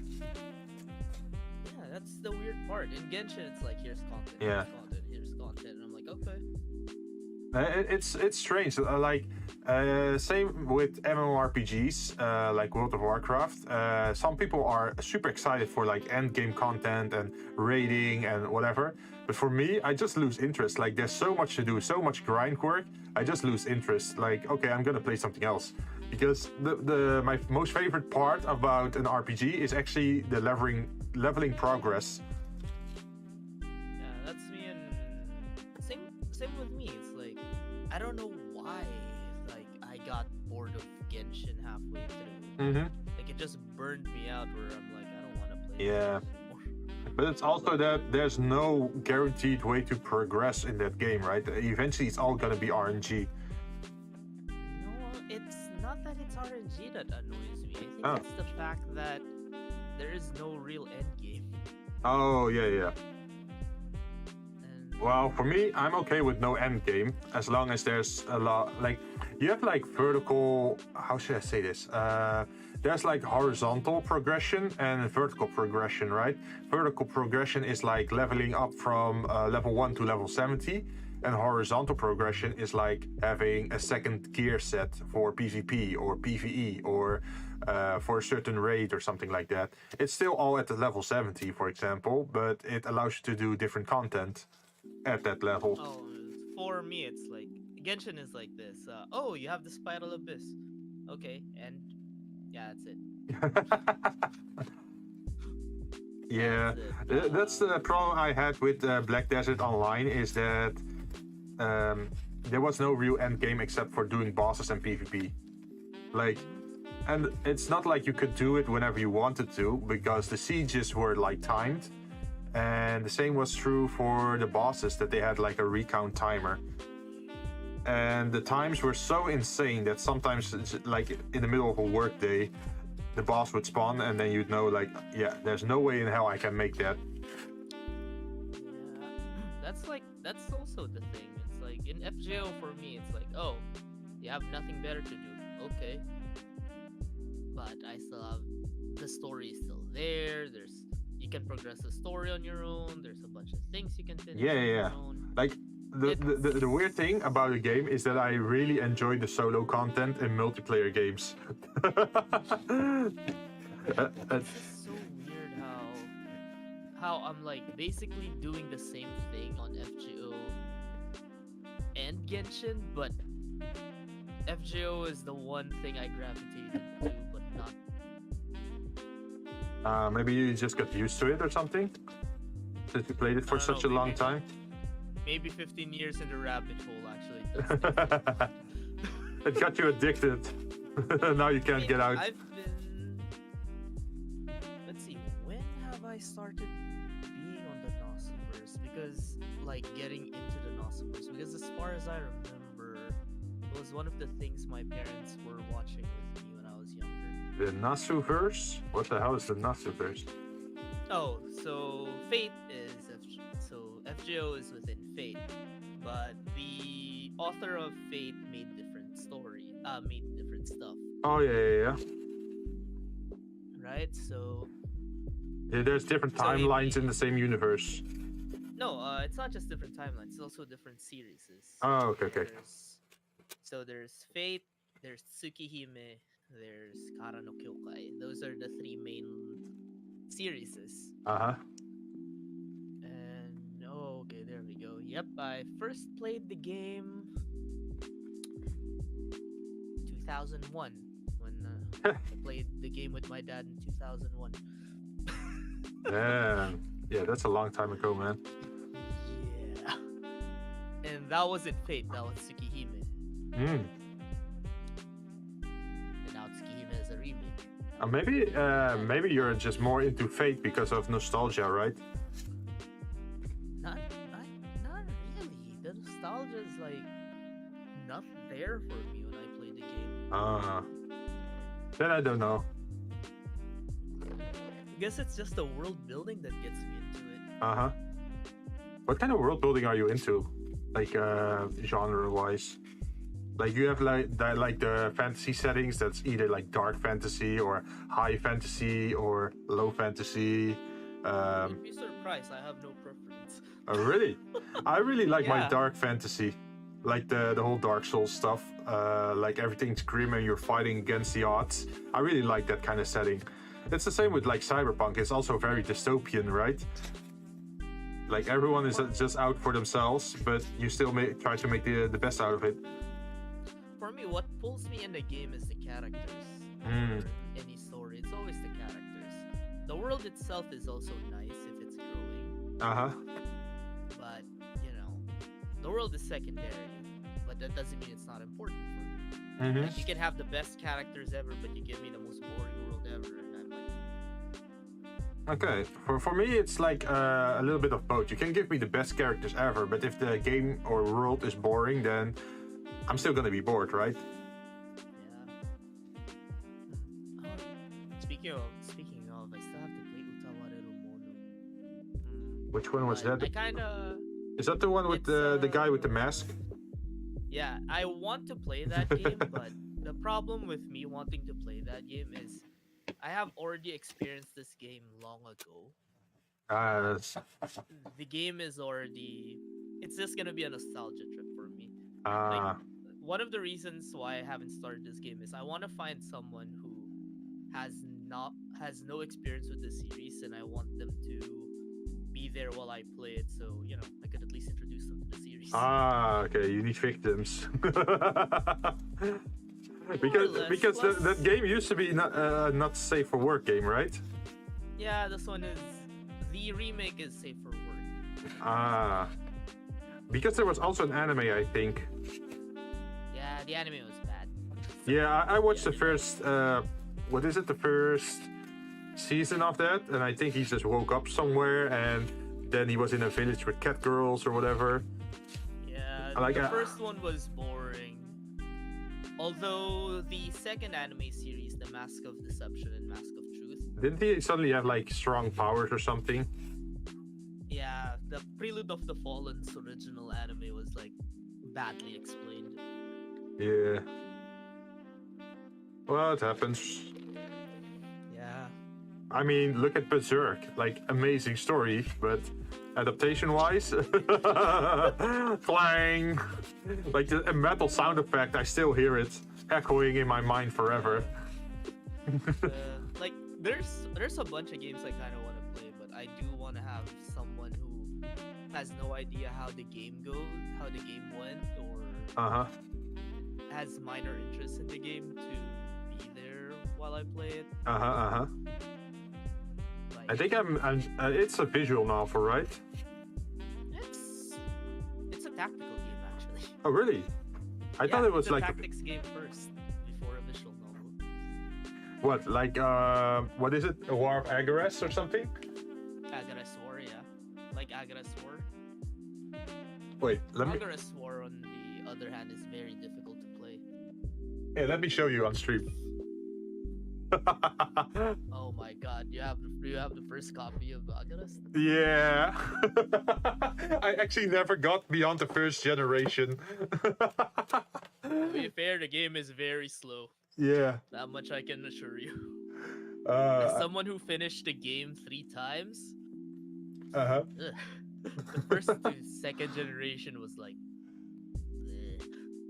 Oh my god, that is a Region 2 Agares War series game. What is That it? is the uncensored one too. Wait, what? Really? I didn't know that. Wait, let me double check on that. That is also the uncensored version. No, it says 12 plus. Like there's age rating here. This one says. Lies. Oh no. Oh yeah, I see game. it. I see the symbol. 12 years and older. I know the release of that game like the back of my hand because here in the Philippines we received a mixed shipment of it. I was running around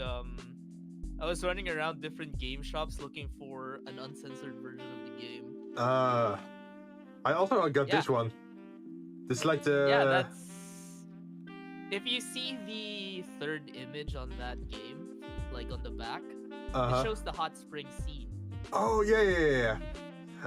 In the censored version of that game, the third picture is another cutscene.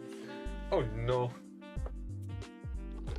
I remember I bought this game when I was a kid, the Agros one. Yeah. Oh my god. Yeah. I see it. Like there's the bedroom scene right there. Yeah. So over even though the it's hot 12 spring. Plus, when I saw that, it's like 12 plus my ass. But too bad the HDMI port on my PlayStation 3 it's kind of broken, so I still have to fix that before I can ever play like old PlayStation 3 games. I still have the special edition Metal Gear Solid game. Oh, Metal Gear Solid. This one. It's like the pack with multiple games in it. Man, Metal Gear HD was a good remake. There's even that is how you make good remakes. There's even like an art book with it. Yeah. So many good games that were thrown on the side. Yeah. Wait. Let me go to my library for a bit. I'm gonna go and fetch something. That's amazing. I still have like Far Cry 2 Special Edition as well. Wait, since I have the hand cam anyway, I can show off some nice stuff I have. Let's see if I can find it. Where is it? Yep, found it. Ta-da! It's Old Snake from Metal Gear Solid 4. Like in his crouching pose. And Yuki, that game is Generations of War. Wait, what was it called again? Agorist Generations of War. It's a game where you play multiple generation of heroes, and at the end of every generation you have to pick a waifu, and then your new character is the child of the previous hero and the waifu you picked, pretty much. Yeah, that's the story of Agorist. Yeah. Oh, my camera cut out again. Let me turn it on and off again. You wanna know games that are So the most expensive games in my collection? what? Do tell. Let me take a I'm picture. curious. Let me take pictures of it.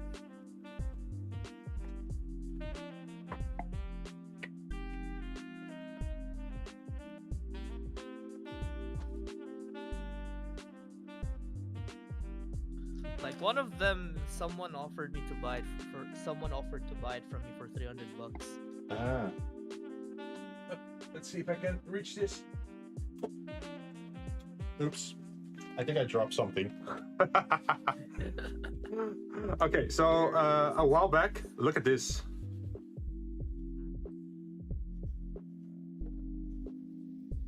Miku Expo 5th anniversary. No, you did not. Yep. I got the light so you can sit in the audience like doing like this. Oh yeah, now it's turned on. Man, I've always wanted to buy. No, it was from the Miku Expo. God. It has all the colors of the characters that were like singing songs. It's amazing. Yeah, I've always wanted to go through those, but I've always wasn't able to get it because of the tickets. Yeah. It hurts. I went there, and the next morning I was supposed to go on holiday to snowboarding. So it was like, oh, I'm going there for like a concert, and then I had to travel all the way back to my home again.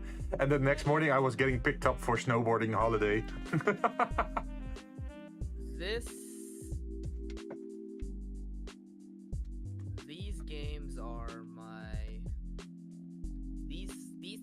two games are one of the most expensive ones in my collection. I even got 2 extra things. Where is it? Ah, yes. I have the button as well from the Miku Expo. No. Yeah. I'm envious. And my access card. Let's see if there's no name on there. Oh, do you want to see something that's yeah, okay, it's safe to show, but this is my card I had to put on my neck just to enter there, like with the key card thing at the top. And I just collected it. It's on my magnet board. Like I have a magnet board above my computer area. I tend to collect magnets whenever I go to a special place, right? To a museum or a city outside the country. Or I even have like Hans Zimmer concert stuff. That's a mad moment right there for me.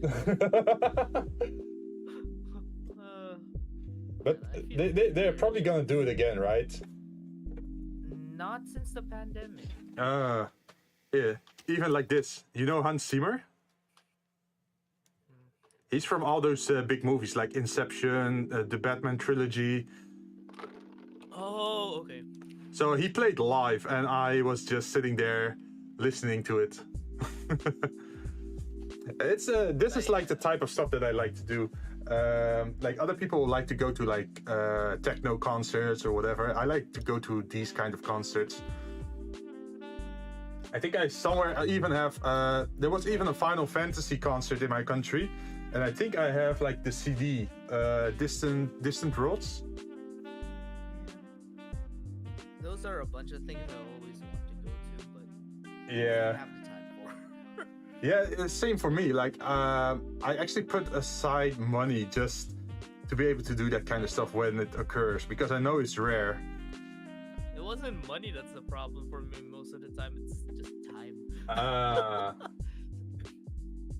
But yeah, the games that I've posted the games on your VCG chat. All right, let me check it out in a bit. One moment. Oh, I found the CD. I think. Oh my god.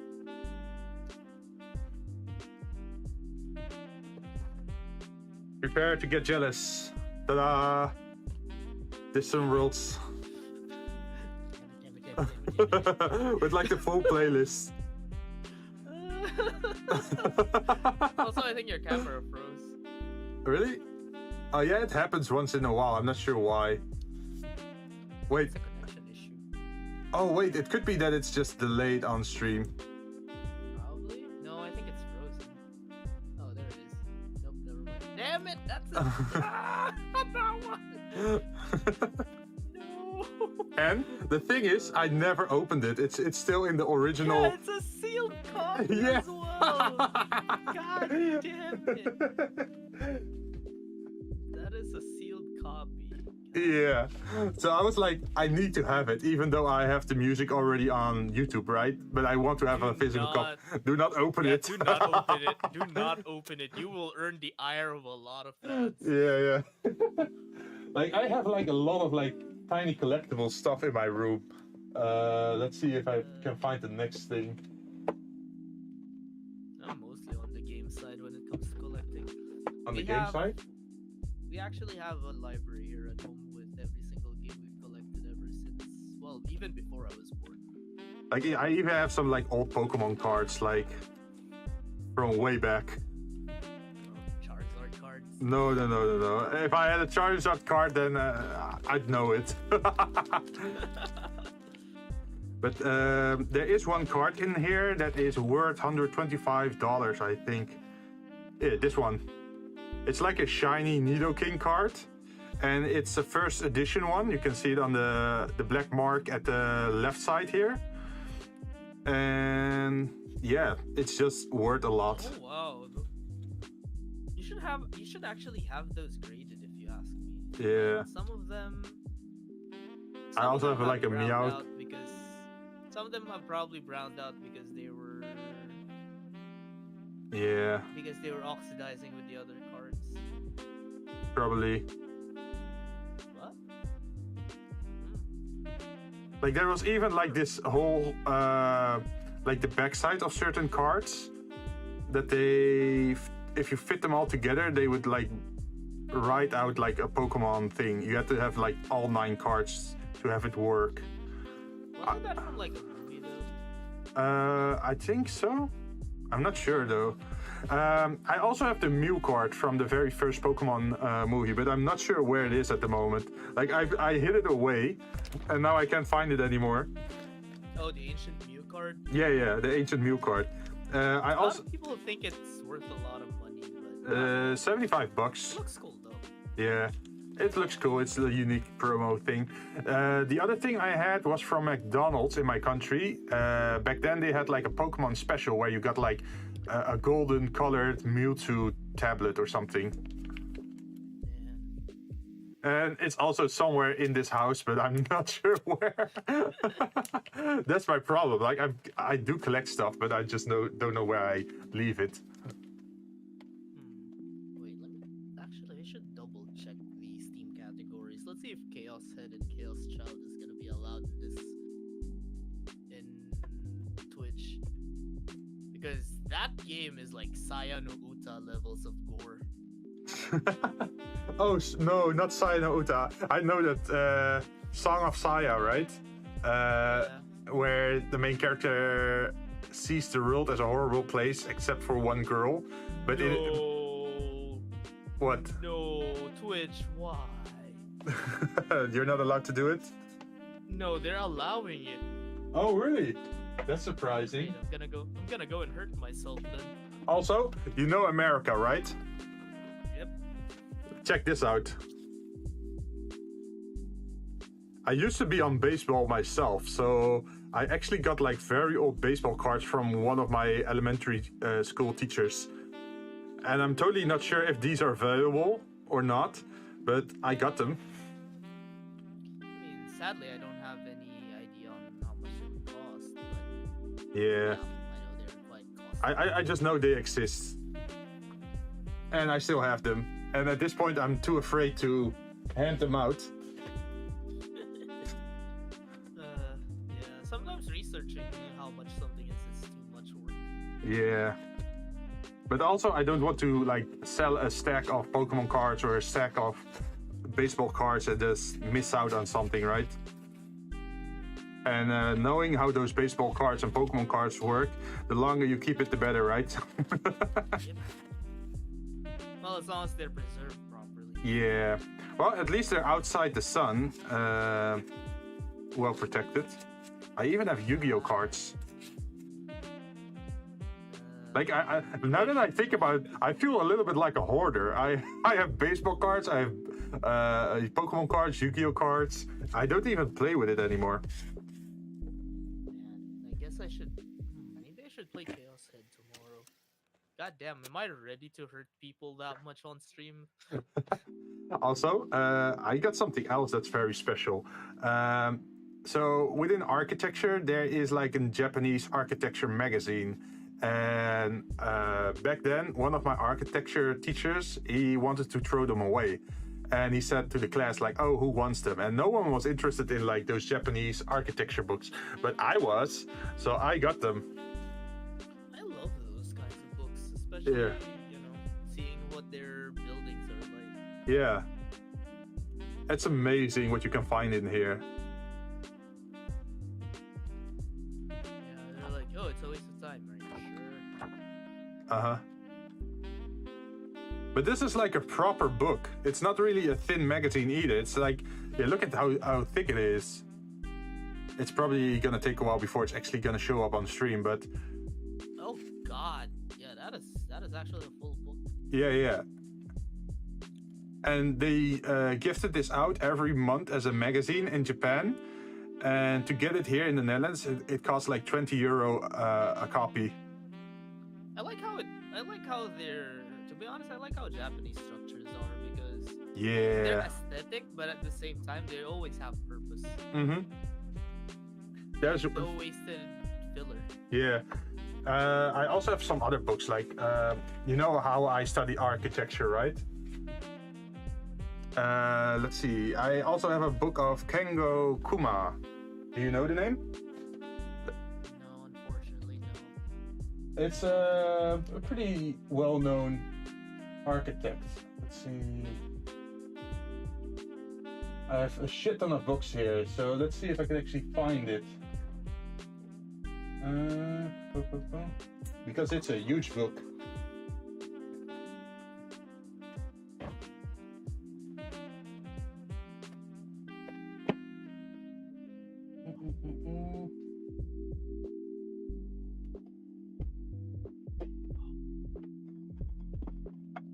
Ooh, this is another book, by the way. This is not the Kengokuma book. This is like an exposition, a book in a museum we had here. Damn. Like with like all kinds of old samurai things. It looks super cool. I was like, for a very long time, I was like into collecting books. And after the samurai exposition, they even had the world of manga. There's some amazing art in here. Let's see if I can find something. I'm looking forward to just... Yeah, look at this one.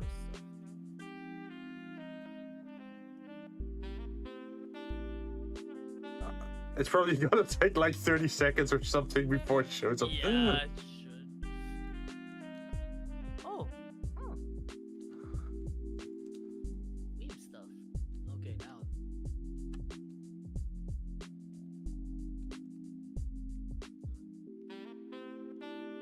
Man, those are beautiful. Yeah.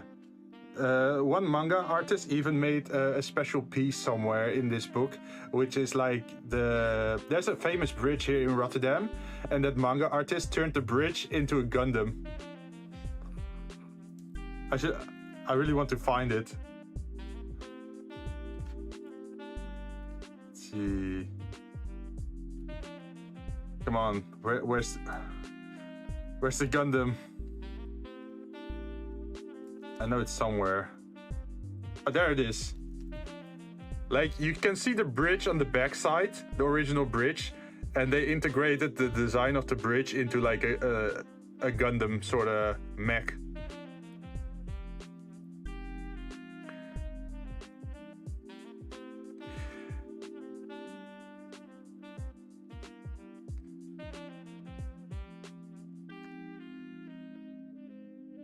It's just cool to have like these kind of books in your bookcase, right? It's a good way to get inspiration. Yeah. And stuff.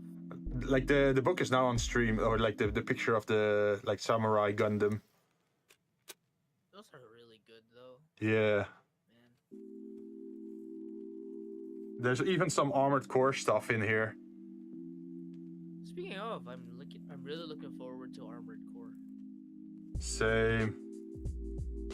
Oh, there's even Evil Ryu is also in the book. Yes. Yeah, he just showed up. You should see him on stream event. Oh, even Oni. That is really good.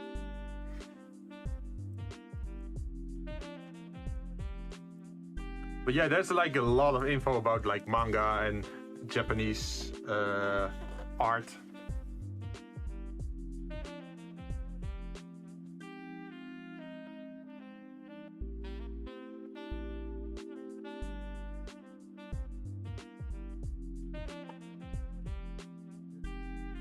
Man, someone's sending me pictures of tech support gore. Why? Okay, I can't find the book for Kengo Kuma anymore, but he makes some very nice stuff. He does a lot of stuff with wood, like wood structure. If you probably search his name, Kengo Kuma, then you can find his designs. There is also another Japanese architect that I really liked, Junya Ishigami. He did a lot of architecture with glass and nature, actually, like a lot of green plants in his designs. Man, the only thing I remember from glass architecture was that giant ball of death from the US. You mean the magnifying glass? Yeah. And then it melted car windows, that sort of stuff. Yeah, that's not a good idea.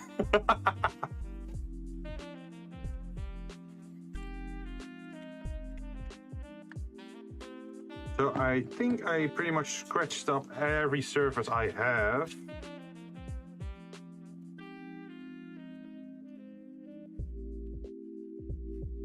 For this gun.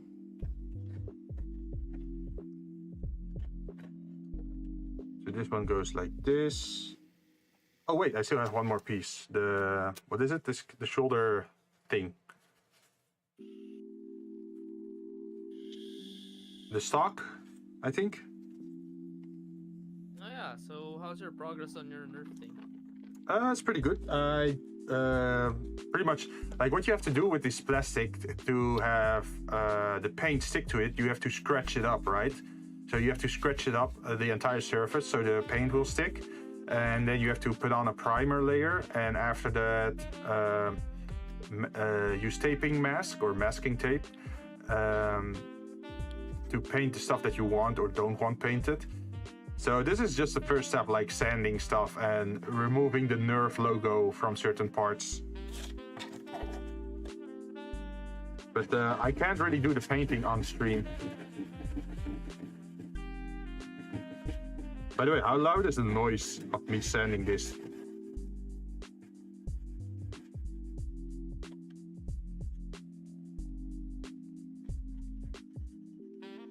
I hope it's not too loud. Some cursed stuff. My friends are sending me cursed stuff, god damn it. Oh no. And mostly it's tech stuff, and since I work on tech, I'm like, why? Yeah, Why do you do this to you have me? first-person experience with that kind of stuff, huh? Yeah. It's bringing back bad memories. Oh no. That can be good.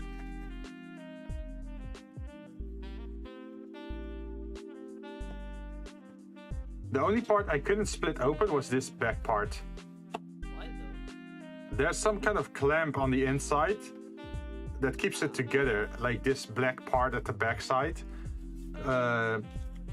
Yeah, for some reason it doesn't open up, so I just have to keep it shut then, and probably use masking tape to just spray the different areas. Like I already told you earlier, I think that this specific gun is a pain in the ass to modify. Like even opening it up is a miracle. Boy. And I actually picked this gun. So Why do you do this to yourself? because I thought it was a challenge. No, but it's also like then I am one of the few people who has a modified version of this Nerf gun. Like I wanted to have something unique, right? And now it's like I'm one of the few people who documented modifying their Nerf gun of this series. Because people said it was like, oh yeah, it's shit, you shouldn't do it, you can't get it open, but I already managed to get it open. Like, you saw all the parts, right? And I tore nothing. Like, everything is neatly disassembled. So I already succeeded there, but the other thing is I also have to put it back together again.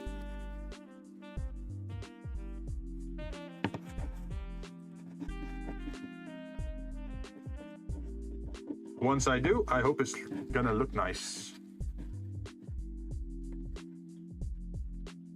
And otherwise, I would have learned from the journey. And I'm just gonna 3D print my own one.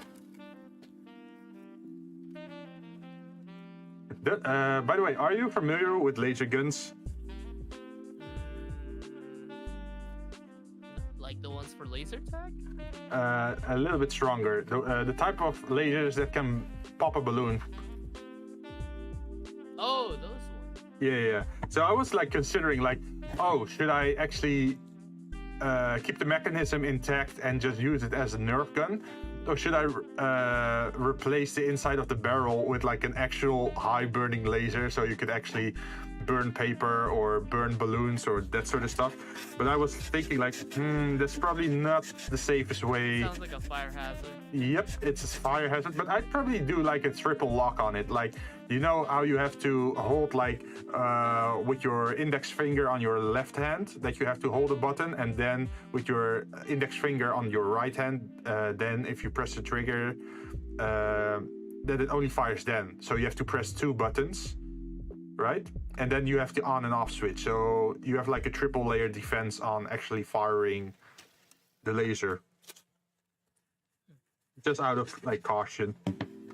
But at that point, you can't really easily use it anymore or go to like cosplay or like anime cons, because at that point it's a legit weapon. You can actually hurt people with it and cause harm. So that's probably not good as a first project. Maybe sometime in the future, but not for now. I'm probably gonna get myself on a blacklist too if I had like a working laser thing.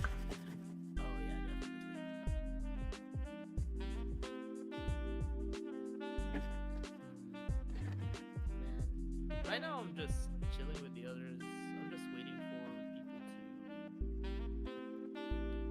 for us to get into the next map part. Ah, the next one was Genesis, right? Yeah, we're already in extinction, so Genesis is next. Mm. And then after, well, Genesis 1, then Genesis 2 is the one where we're gonna stay a long time. Mm-hmm. Oh, by the way, totally different topic, but I'm not. You don't have to answer if it's too much information about real life. But do you own a car? I do have a car here, but here's the thing: I hate driving. Oh, really? Do you hate driving because the roads in your country, or do you legit just hate it? Both. Both. The people here have. It feels like I'm playing GTA when I drive in a highway here. Oh no. Yeah, I don't have that here at all. Like what I said was I drove motorcycle, right?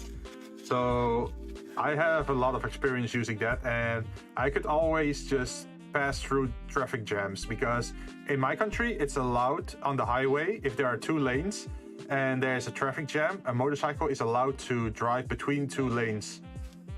Oh, here it's a bit different with the whole motorcycle thing. Hmm.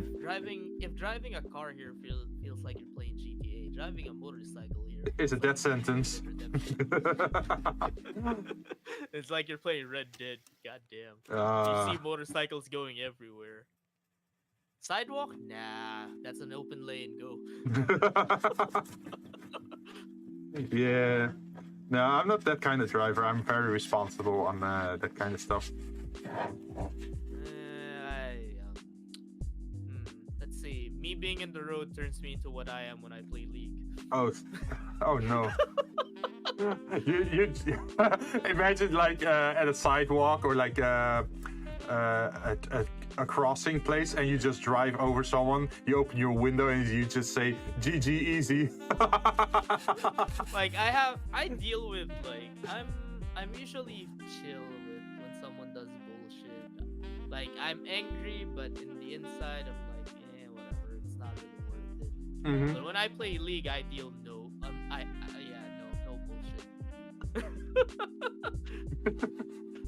No BS, no.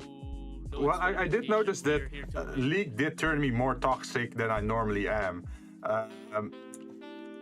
It's super strange because, like, with games like Souls games or XCOM, I'm totally calm when something shitty happens. But when it's League and it's teammates, and you know that someone is just arrogant and not listening to the team and just feeding enemies, like, then you just get mad.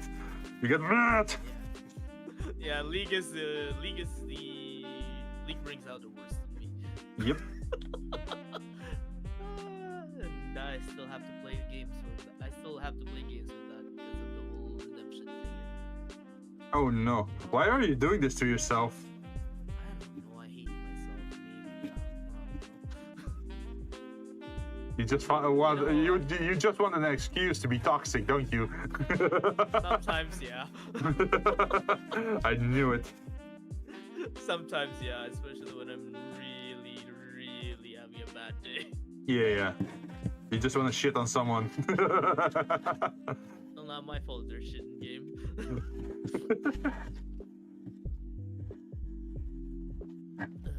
Then again, I'm very rusty in League now, so. Oh, so now they're gonna flame on you, huh? Can flame on me if it can flame on me if they have no rule. If they have no common sense.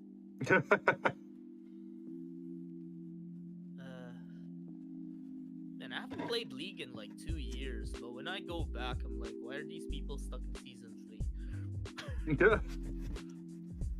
Like they changed a lot of items again, right?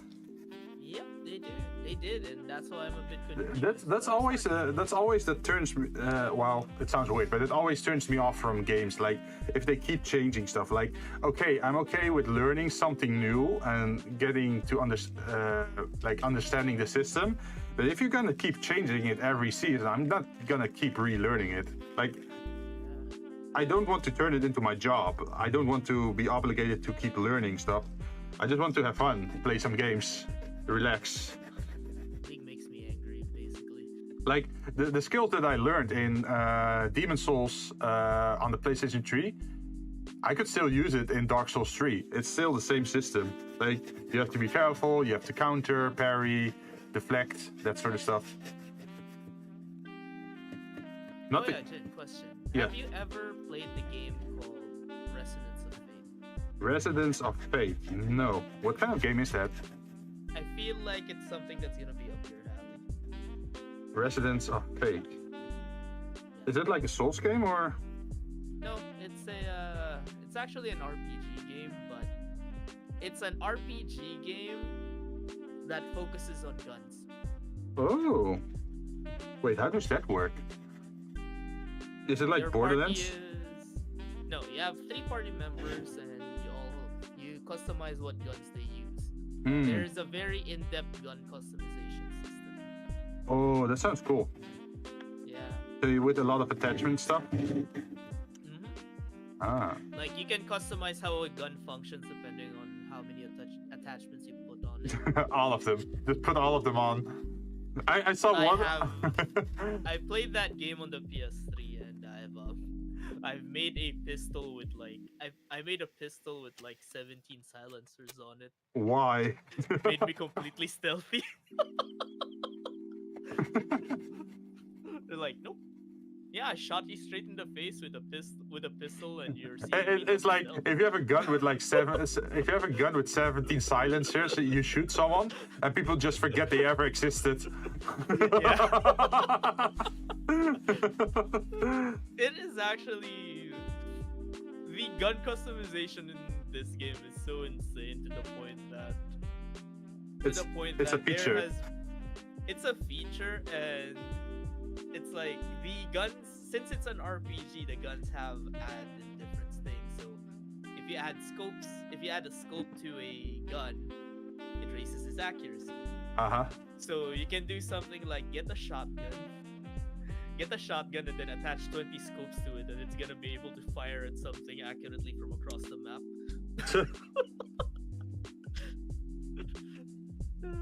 The game is so dumb, but It sounds like fun. Like dumb games can be a lot of fun. Yeah, I think it would be up your alley because I enjoyed this one. Oh, by the It's a way, strategy, action-y. are you into roguelike games? Yeah, played a bunch of. Have you seen Curse of the Dead Gods? I've been playing it like last week. I've been seeing you play it. Yeah. It's a lot of fun. You can make some very insane builds with it. Like on my last run with like in the poison caves, I got such a good bow. Like the bow could crit, and if you fully charged it, it would weaken enemies, which is like a status effect. And I had a relic or like an accessory that increased damage on weakened enemies. And I healed on crit damage. So I could just keep hitting and keep healing myself with the crit damage. And the more damage I did, the more I healed. There is a game there is a roguelike game that I've always wanted to play on stream, but I haven't been able to. Ooh, which one? This time. It's called the Guided Fate Paradox. The Guided Fate Paradox. I haven't heard of that one. It's a funny game because the premise is so stupid. But on the other hand, you're like, huh, that makes sense. That makes sense. Yeah. Because the story of the Guided Fate Paradox is you're literally going home from work. And someone says, hey, roll the lottery. Okay. You roll the lottery and you gain so you roll a lottery and you win. You win a grand prize so hard that they're like, oh yeah, congratulations, here's your prize. What's my prize? You're now God. What? Yeah. Alright, that's out of the left field. Suddenly you're God. Yeah, they're like, you're now God. Oh, cool, so I can do everything? No, you have to keep the world in order. Wait, I thought I was God. Yeah, that's one of your responsibilities. What? Man. Like, what? If that's true, then the person now in charge does a horrible job at this work. I mean, it's kind of stupid in a way because they're like, so what's my first job as God? Oh, you have to make sure, okay, just so you're used to this, you're gonna have to go and fight the devil. Nope, it's way stupider than that. Oh. They're like, oh, you know how most of humans listen to fairy tales when they're young, right?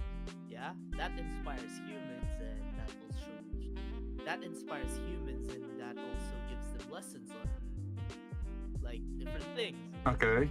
Yeah, makes sense. They're like the moral of the story.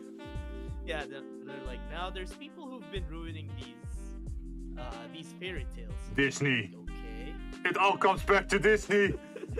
It's the mouse. Okay. They're like, okay, what do you want me to do? Well, we want you to jump into the world of these fairy tales and keep them authentic. Make sure that the plot runs its course. I thought you maybe had to fight like Mickey the Mouse because they keep changing the stories. Yeah, basically. Basically, yeah. Imagine if the end boss was literally like Mickey the Mouse. It's really funny because it's funny because you're like, oh look, it's Cinderella. Mm-hmm. Oh wait, why is she turned off? Oh, the prince has a foot fetish and she hates it. Oh great, now I have to fix this. How? Wait, what? A foot fetish? What? Yeah. Or Goldilocks. It's so stupid like that. It's like, oh look, it's Cinderella. She's gonna marry the prince, but she hates the prince. Why? We found out the prince has a foot fetish. Well, it does make sense. He goes around the country just fitting the shoe on everyone he encounters just to... Yeah. It's so funny how they run a twist on the fairy tales. It sounds And cursed. The solution to the Cinderella thing was like, he likes feet, right? Yeah. Well, he's your Prince Charming, right? Yeah. But that's disgusting. He likes feet. Fuck it. He's into it. Come on. Oh. No one's perfect. It's like, wake up. It's not a fairy tale. Not everyone's perfect. Go. If he's into feet, just let it be. Well, just that someone is into something doesn't mean you have to partake in it, right? That's the funny story of how it was.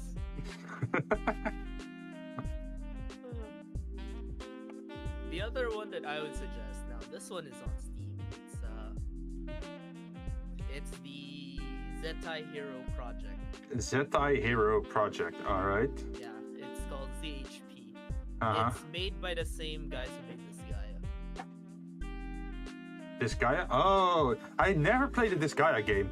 But I do know it's like, it's hell situated and there's like a demon prince that has to grow up or something, right? The story of this Gaia will never...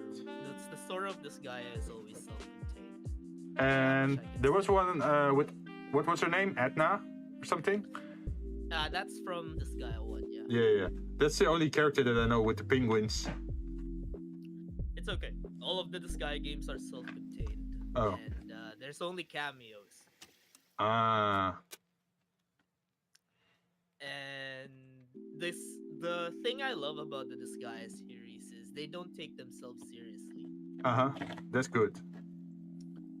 Like, some of them, the story is like, I am the Demon Lord. I am the son of the Demon Lord. I have to be the new Demon Lord now. Okay. But... Now what? And they don't think it through or something. Yeah, it's so funny how like the first game is like, I am the son of the Demon Lord. I woke up. I am now the. Wasn't there like a blonde angel as well in that game or something? Flan, yeah. Yeah. Yeah, they're like, oh yeah, he's the son of the Demon Lord. Okay, okay, now I wake up. Where's my vassals? Well, they served your dad, not you. So after he died, they just left. Wait, but I'm the prince. Yeah, they don't care. Yeah, it's not in their contract. You should have thought of that earlier. Yeah, it's so funny how it goes and devolves like, wait, but I'm the prince. I'm royalty. Yeah, we don't care. But what about loyalty and all that? We're demons. We don't care. Oh, by the way, how do you feel about that lore difference between devils and demons? Or do you see them as the same? So, it's related to my background lore as well, right? It's that, like, I specifically call myself a devil, but I know devils are to uphold, how do you say it? They have to uphold contracts because they're obligated. It's like contract with the devil, right? So the devil always has to follow his own rules. But a demon doesn't. So if you make a contract with a demon, he can still shoot you in the head because they're agents of chaos. Well, devils are lawful. Yeah, it's the difference between lawful evil and chaotic evil. Yeah. Pretty much that. So that's why I made it a point that, oh yeah, I'm a devil. I'm not a demon. I'm a devil, and there's a difference. Yeah, same with mine. It's like, oh, succubus. Oh, you're an incubus. Therefore, you're friends with succubi. No. Did you know that they're just the same thing? Actually, yeah. If you read like actual lore between incubi and succubi, if there is way too less of one sex in one area, some incubi would turn into succubi, and some succubi would turn into incubi. Okay, yeah. so that's your gender swap regime. Yep.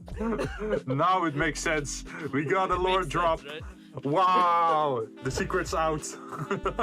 It actually makes sense, right? Yeah. That's funny. It's funny how that was, because originally that piece of lore was like nah, that's just fan made. And then I actually went into research about succubi and incubi, and like, huh, Well, it fits, right? cool. Cool, I can use this. Let's see, this part sort of goes here. Wait, I'll be right back. My phone's ringing. Yeah, no problem. Take your time.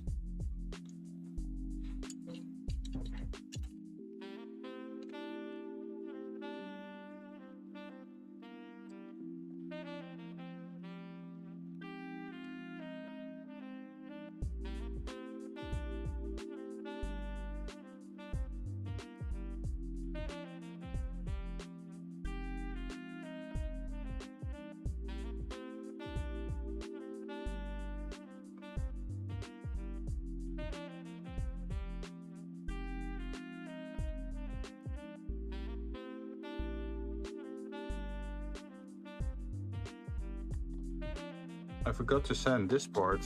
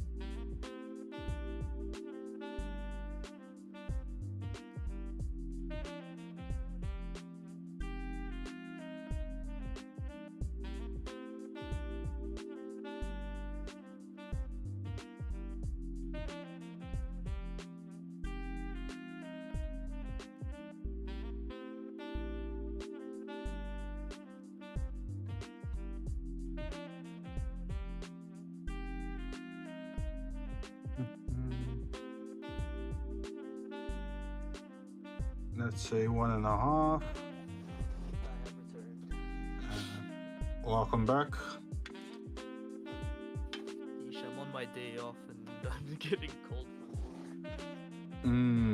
Yeah, that always happens with you, huh? Yeah, at this point it's just a matter of when. For me, it was like I had a job interview a while back on a Monday, right? And they actually messaged me during the job interview. And I was so pissed off that they actually messaged me during my day off because you're not supposed to bother me at that point. Then I just, like, they were asking, like, oh, can you work extra? Can you work this or that? And I just said, no, I already have an appointment. I just didn't feel like it anymore. Like, fuck that. You're contacting me on my day off. Fuck that. Yeah. I actually had an argument with like one of the older managers. And they were like, oh, you should do this. I'm like, no, it's a waste of time. They're like, no, you have to do this. You have to do this. Instead of a suggestion, it was a command suddenly. Yeah, they're like, oh, okay, that's fine. Yeah, this is gonna be fixed price. No, it's not fixed price. It's gonna be time and material. Now we're billing you by the hour. And did you still have to do it? You wanna know what it was about? What? There was a period missing in an error message that only shows up once a year. Oh no. Well, And if they're time on it. if they're paying for it, why not, right? They want us to spend time researching it and fixing it. Yeah. When there are a lot of other things we can work on. Oh yeah. Well, it works at least, right? So the grammatical error is low priority compared to like other stuff, is what I'm guessing. It's basically a waste of time. Yeah. Oh well. Well, So, if they're paying for it, then right. But I think I reached a point where I can't do anything on stream anymore regarding like sanding stuff, because now I just have to use the primer on it, which I can't do today because it's already past 5 here. And you can't make noise anymore. Well, it's not a noise thing, it's more a temperature thing. Like when you're using graffiti or paint or you want to let it dry, you don't want it to freeze because it has moisture in it, right? And if the graffiti is gonna freeze up before it's dry, then it's gonna look like shit pretty much. So I want to do it during the day when the sun's out, so yeah, so it looks nicer. It's the same with like you can't work with concrete while it's freezing, right? Because in concrete there's also water, and then it gets trapped in the concrete. That like stuff like that. I made the mistake before. I'm not gonna do it again, especially not with this project. I put too much hours in it already.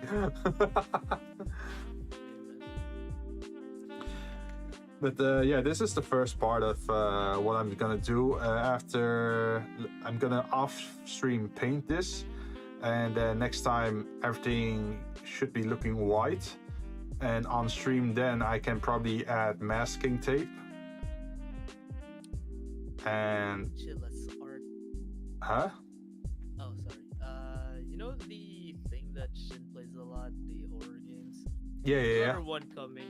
There's another one coming, and it's about live streamers. Oh no. No. Okay, just tell them that they have to be in like their public chat, and then we can just randomly join in and scare them. See, the horror about this thing is not that it's scary. Ooh, no. The thing why I'm scared about this game is it is too real. Oh no. Wait, in what way is it real? It is too real. How much I would say. Just literally, it is too real. Oh wait, like things are happening in your OBS while it's not on stream or something? No, Or like some weirdos entering your chat? No, all these stories about the horror stories about this Yeah. that they work, they're not things that are like, ooh, spooky ghosts. No, it's like, shit, this happens in real life. Holy fuck. Oh, like it's realistic horror instead of like ghosts. Yeah. Ah, yeah, that can make it a lot scarier, I think. Yeah, it's like, god dang. Like how half of it's like, why?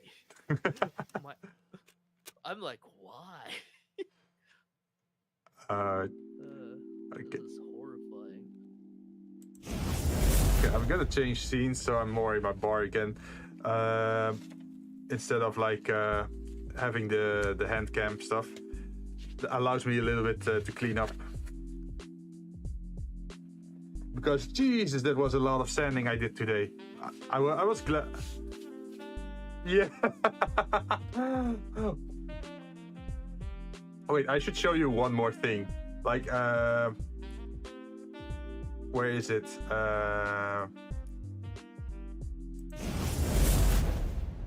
Here, look what I had.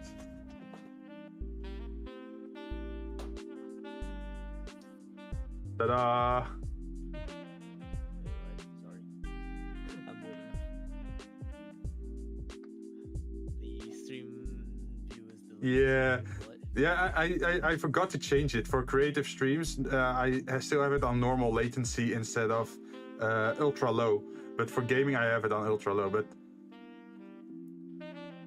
I have like the 3M special face mask.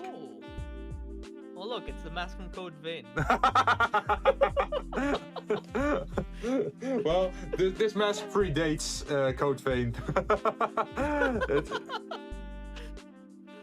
But yeah, I do feel like it's important to have that kind of stuff, especially when you're painting with graffiti, right? Or sanding stuff. You just have to be safe about it.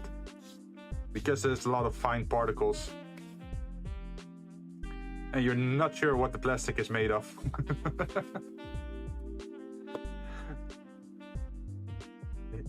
Yeah. Also, this is the first time I'm using the handcam stream. How was the quality, by the way?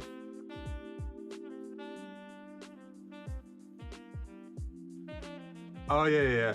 Yeah, every half hour, I just have to turn it off and on again. That's it. So that's still acceptable, I feel. Like I just turned it off, on, and that it's good. And I really like that I can just zoom in and zoom out with this and like turn the ring to sharpen the image. It's so nice. And it's now a permanent setup in my behind my desk. I have like you know, the robot arm. Well, it's not really a robot arm, but like the mechanical arm you use for microphones or that sort of stuff. I have my camera attached to that. So And I also made a bracket with 3D printing just to have the, well, you saw it probably in the reflection, there's like the ring light around the camera lens. Yeah. But that does allow me to really have a bright work desk area where people can like very easily see what I'm working on. Like that was my major concern, that it would look like dark or like bad quality. But it looked nice, I think, from this side. I still have to look at the stream later on, but first impression looked good. And now I can actually use my like hand cam camera more often for also showing off other things. I can even show off like my old Nintendo 64 games.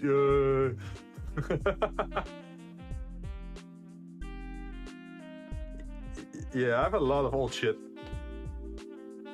I even have what was it called? A Zazzle or a Dazzle, which allows me to plug in RGB cables to turn it into a USB signal, and then I can put it actually in my OBS, so I can actually play old console games that work with RGB. Yeah. I mean, that would be cool, right? If you could play the original Super Mario Bros. Or something, or...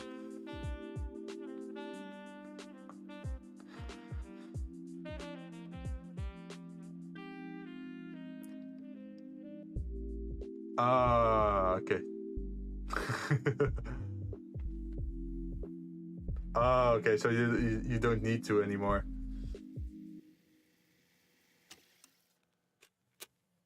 Ooh.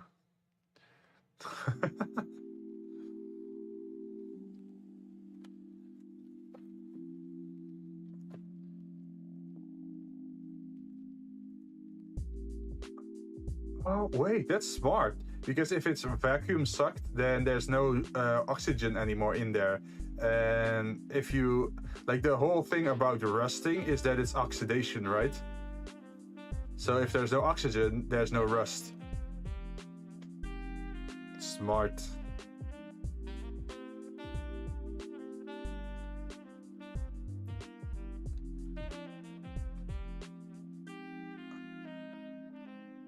Damn.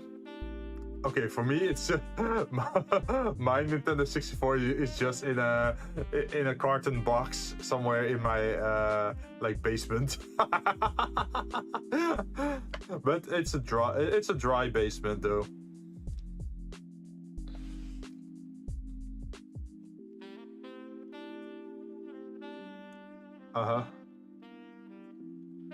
Oh, not even the glass case? Jeez.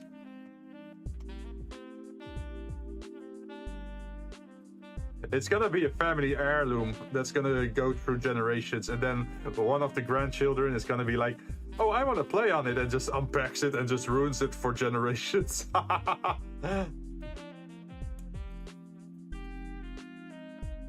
What the hell?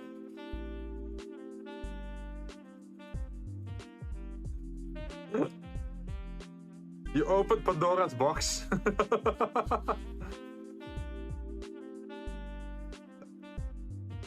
Yeah, and they all come chasing after you with slippers.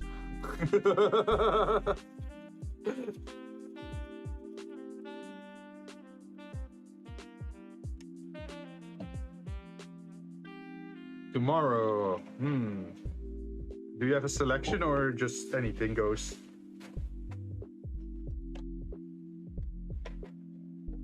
Oh yeah, you had the new Chaos. Aren't those like adult?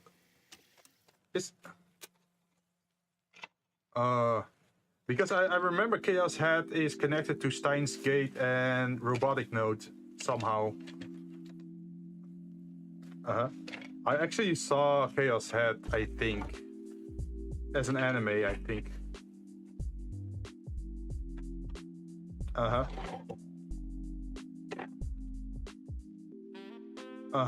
Like for time travel, right?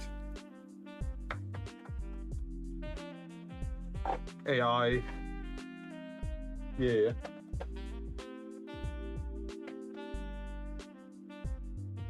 The power of illusions. Oh, delusion. Okay, okay. Well, we have a lot of those here in this country.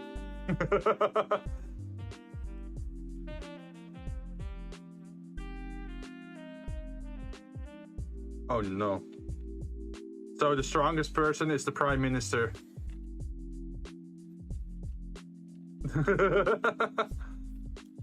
Like usually it's like military and political leaders that have like delusions of grandeur, right? That they imagine themselves like worthy of.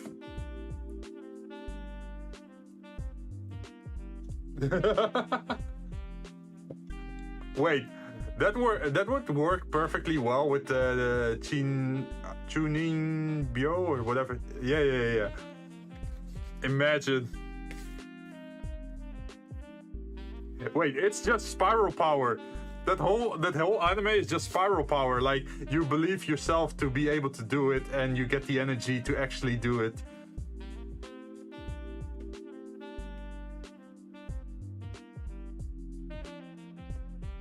Yeah. Oh no, that doesn't sound good. I think I remember something about watching that anime, but the whole reality overriding didn't really stick to me somehow.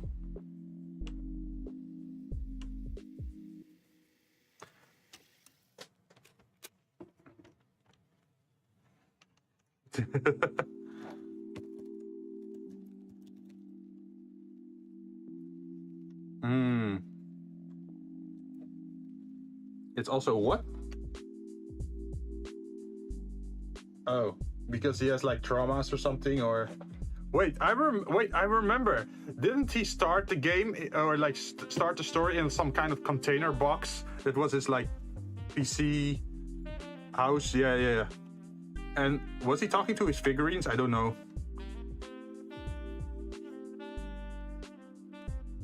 Yeah, okay, I can understand why he's powerful then at that point.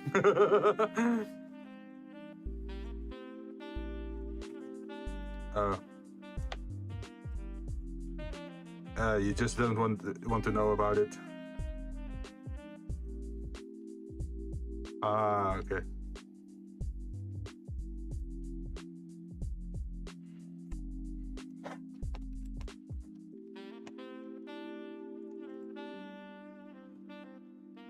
Uh-huh. Next level.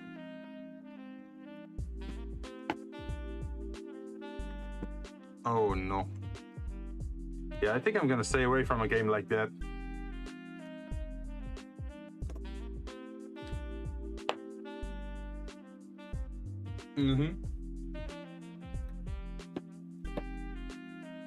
Oh, torment, like psychological torment stuff.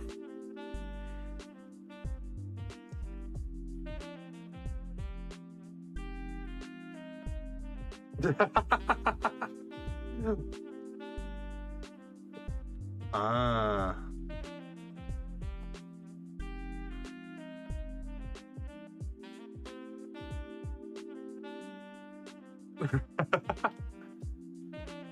Didn't they make a remake of Chaos Head or something? Because I remember there was. Oh. How? It's so interesting that it's so interesting how much like not safe for work games there exists in Japan, and just Japan. Like there's not a lot of there's not a lot of other countries that has like such a dedicated adult video game audience or developers.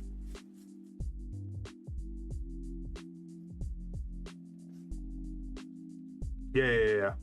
Like it's super abnormal to have like those kind of games. You grew up with it.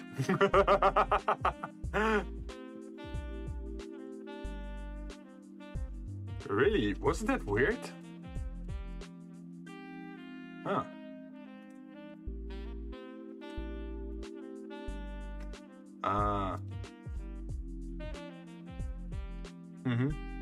For me, it's for me, it's like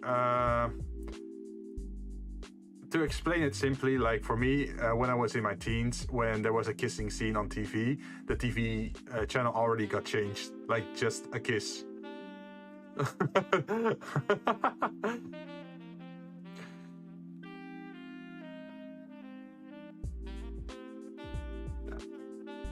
He has seen worse. Yeah, well.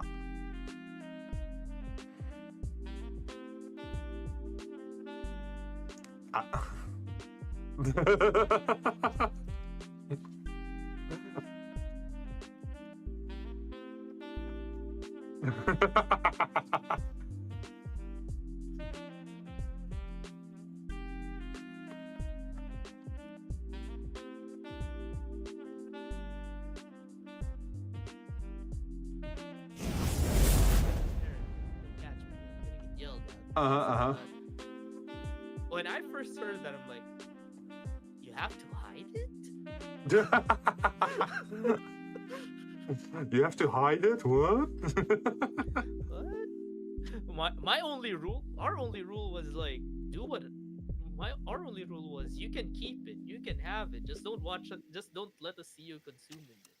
Oh, Just don't let us see you consuming the thing. that's pretty open-minded. Yeah, they were very open with a lot of things. Very, very open with a lot of things. A little bit too much. Uh-huh. Yeah, like it was weird where sometimes you're eating dinner and they're discussing tastes in Nerfgun. You're like, eating dinner here. On the other hand, it does seem like a funny family dynamic to have something like that. Like that kind of openness. I mean, up to this day, when there's like a special family event, we bust out one of the GameCubes and play Smash Melee. Whoever loses has to pay for whatever the event is. Oh no. Yeah, I think you said that before, yeah. That everyone's pretty fanatic in Super Smash Brothers, right? Yeah, I got my ass kicked every single time. So you always had to pay? That sounds like a scam, man. They scammed you hard. Just It's been 20 years and I'm still losing. I think it's time to pick another game then. Okay. It's not usually Smash. It's sometimes it's Counter-Strike. Sometimes it's Damn. sometimes it's StarCraft. It would depend on what the people are into. Uh-huh. And are they also breaking the game just like you when they play it, or? Where do you think I learned it? So this is like literally the fight of like, haha, I'm four dimensions ahead of you. Yeah. Like sometimes it would. One of the most fun I've had was like trying to. It was a month-long thing. Yeah. Trying to we were like, oh, let's play this MMO. I'm like, okay. And then first week I was playing it, chill. Like, oh, hey, mom, I'm already level 40. And then she goes like, what? Just level 40? 40. How many characters are you playing? One. Oh, come on. We raised you better than that. She shows me her end, and it's like she's playing a whole party on her own. It's like, look, I'm already around level 140. Jeez. Been playing a week. What the heck? Like, I can never imagine that. Over here, it's like nobody wants to play anymore. I have not beaten my mom or dad in any competition. Oh no. It is pain. It is Well, pain. Well, at least the tough childhood and training arc made you better at gaming, right? Except shooters. Yeah, except shooters. Well, you're honestly not that bad at shooters, though. I am really bad at shooters. Really? Because you still did Vanquish, right? You saw my aim in Vanquish. There's a reason why I had to resort to that one gun. I've seen worse. I've seen people walking into walls for like what is it, 30 seconds, and then slowly turning and then swapping. Like, there's a lot of in games you have to multitask, right? You have to do multiple actions at the same time, and I noticed that non-gamer people, they are very bad at multitasking that. So they only they turn around, then aim the camera, and then shoot, while others are just moving while turning the camera and shooting at the same time. And in my case, I just keep shooting even though there's nothing in the camera. Oh, by the way, I saw this, I think last week. There's an announcement they made for Craftopia, right? That the Seamless World update is coming soon or something. Oh yeah, and I'm actually looking forward to that. Yeah, actually play it. It looked pretty good because there's like more structures, more buildings, ruins, that sort of stuff. It looks nice. The next time they actually finish this, the moment they actually finish the Seamless World update, I would enjoy playing this with you guys again. But yeah. This time not in hell mode. Yeah. Actually play it in hard mode. Yeah, because to be honest, hell mode doesn't make the game more fun, right? Because it just made it. It just made it stressful. Yeah, but for example, I did manage to go to a level of tankiness where I could survive stuff, right?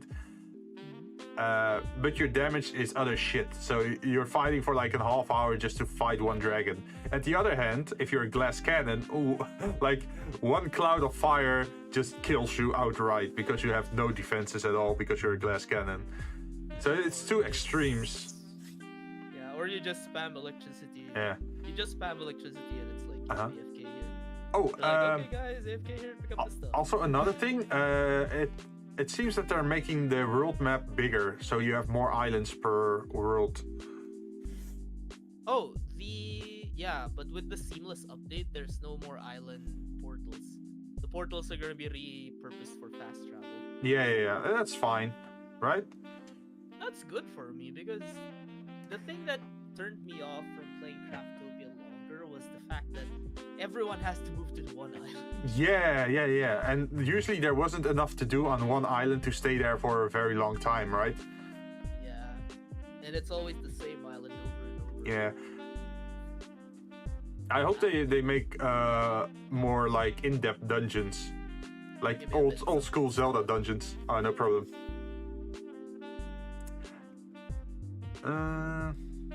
Okay, so while John's away, I'm gonna end stream, I think. We made some progress here. I'm probably gonna add this like entire section to like a compilation of what the final product is gonna look like.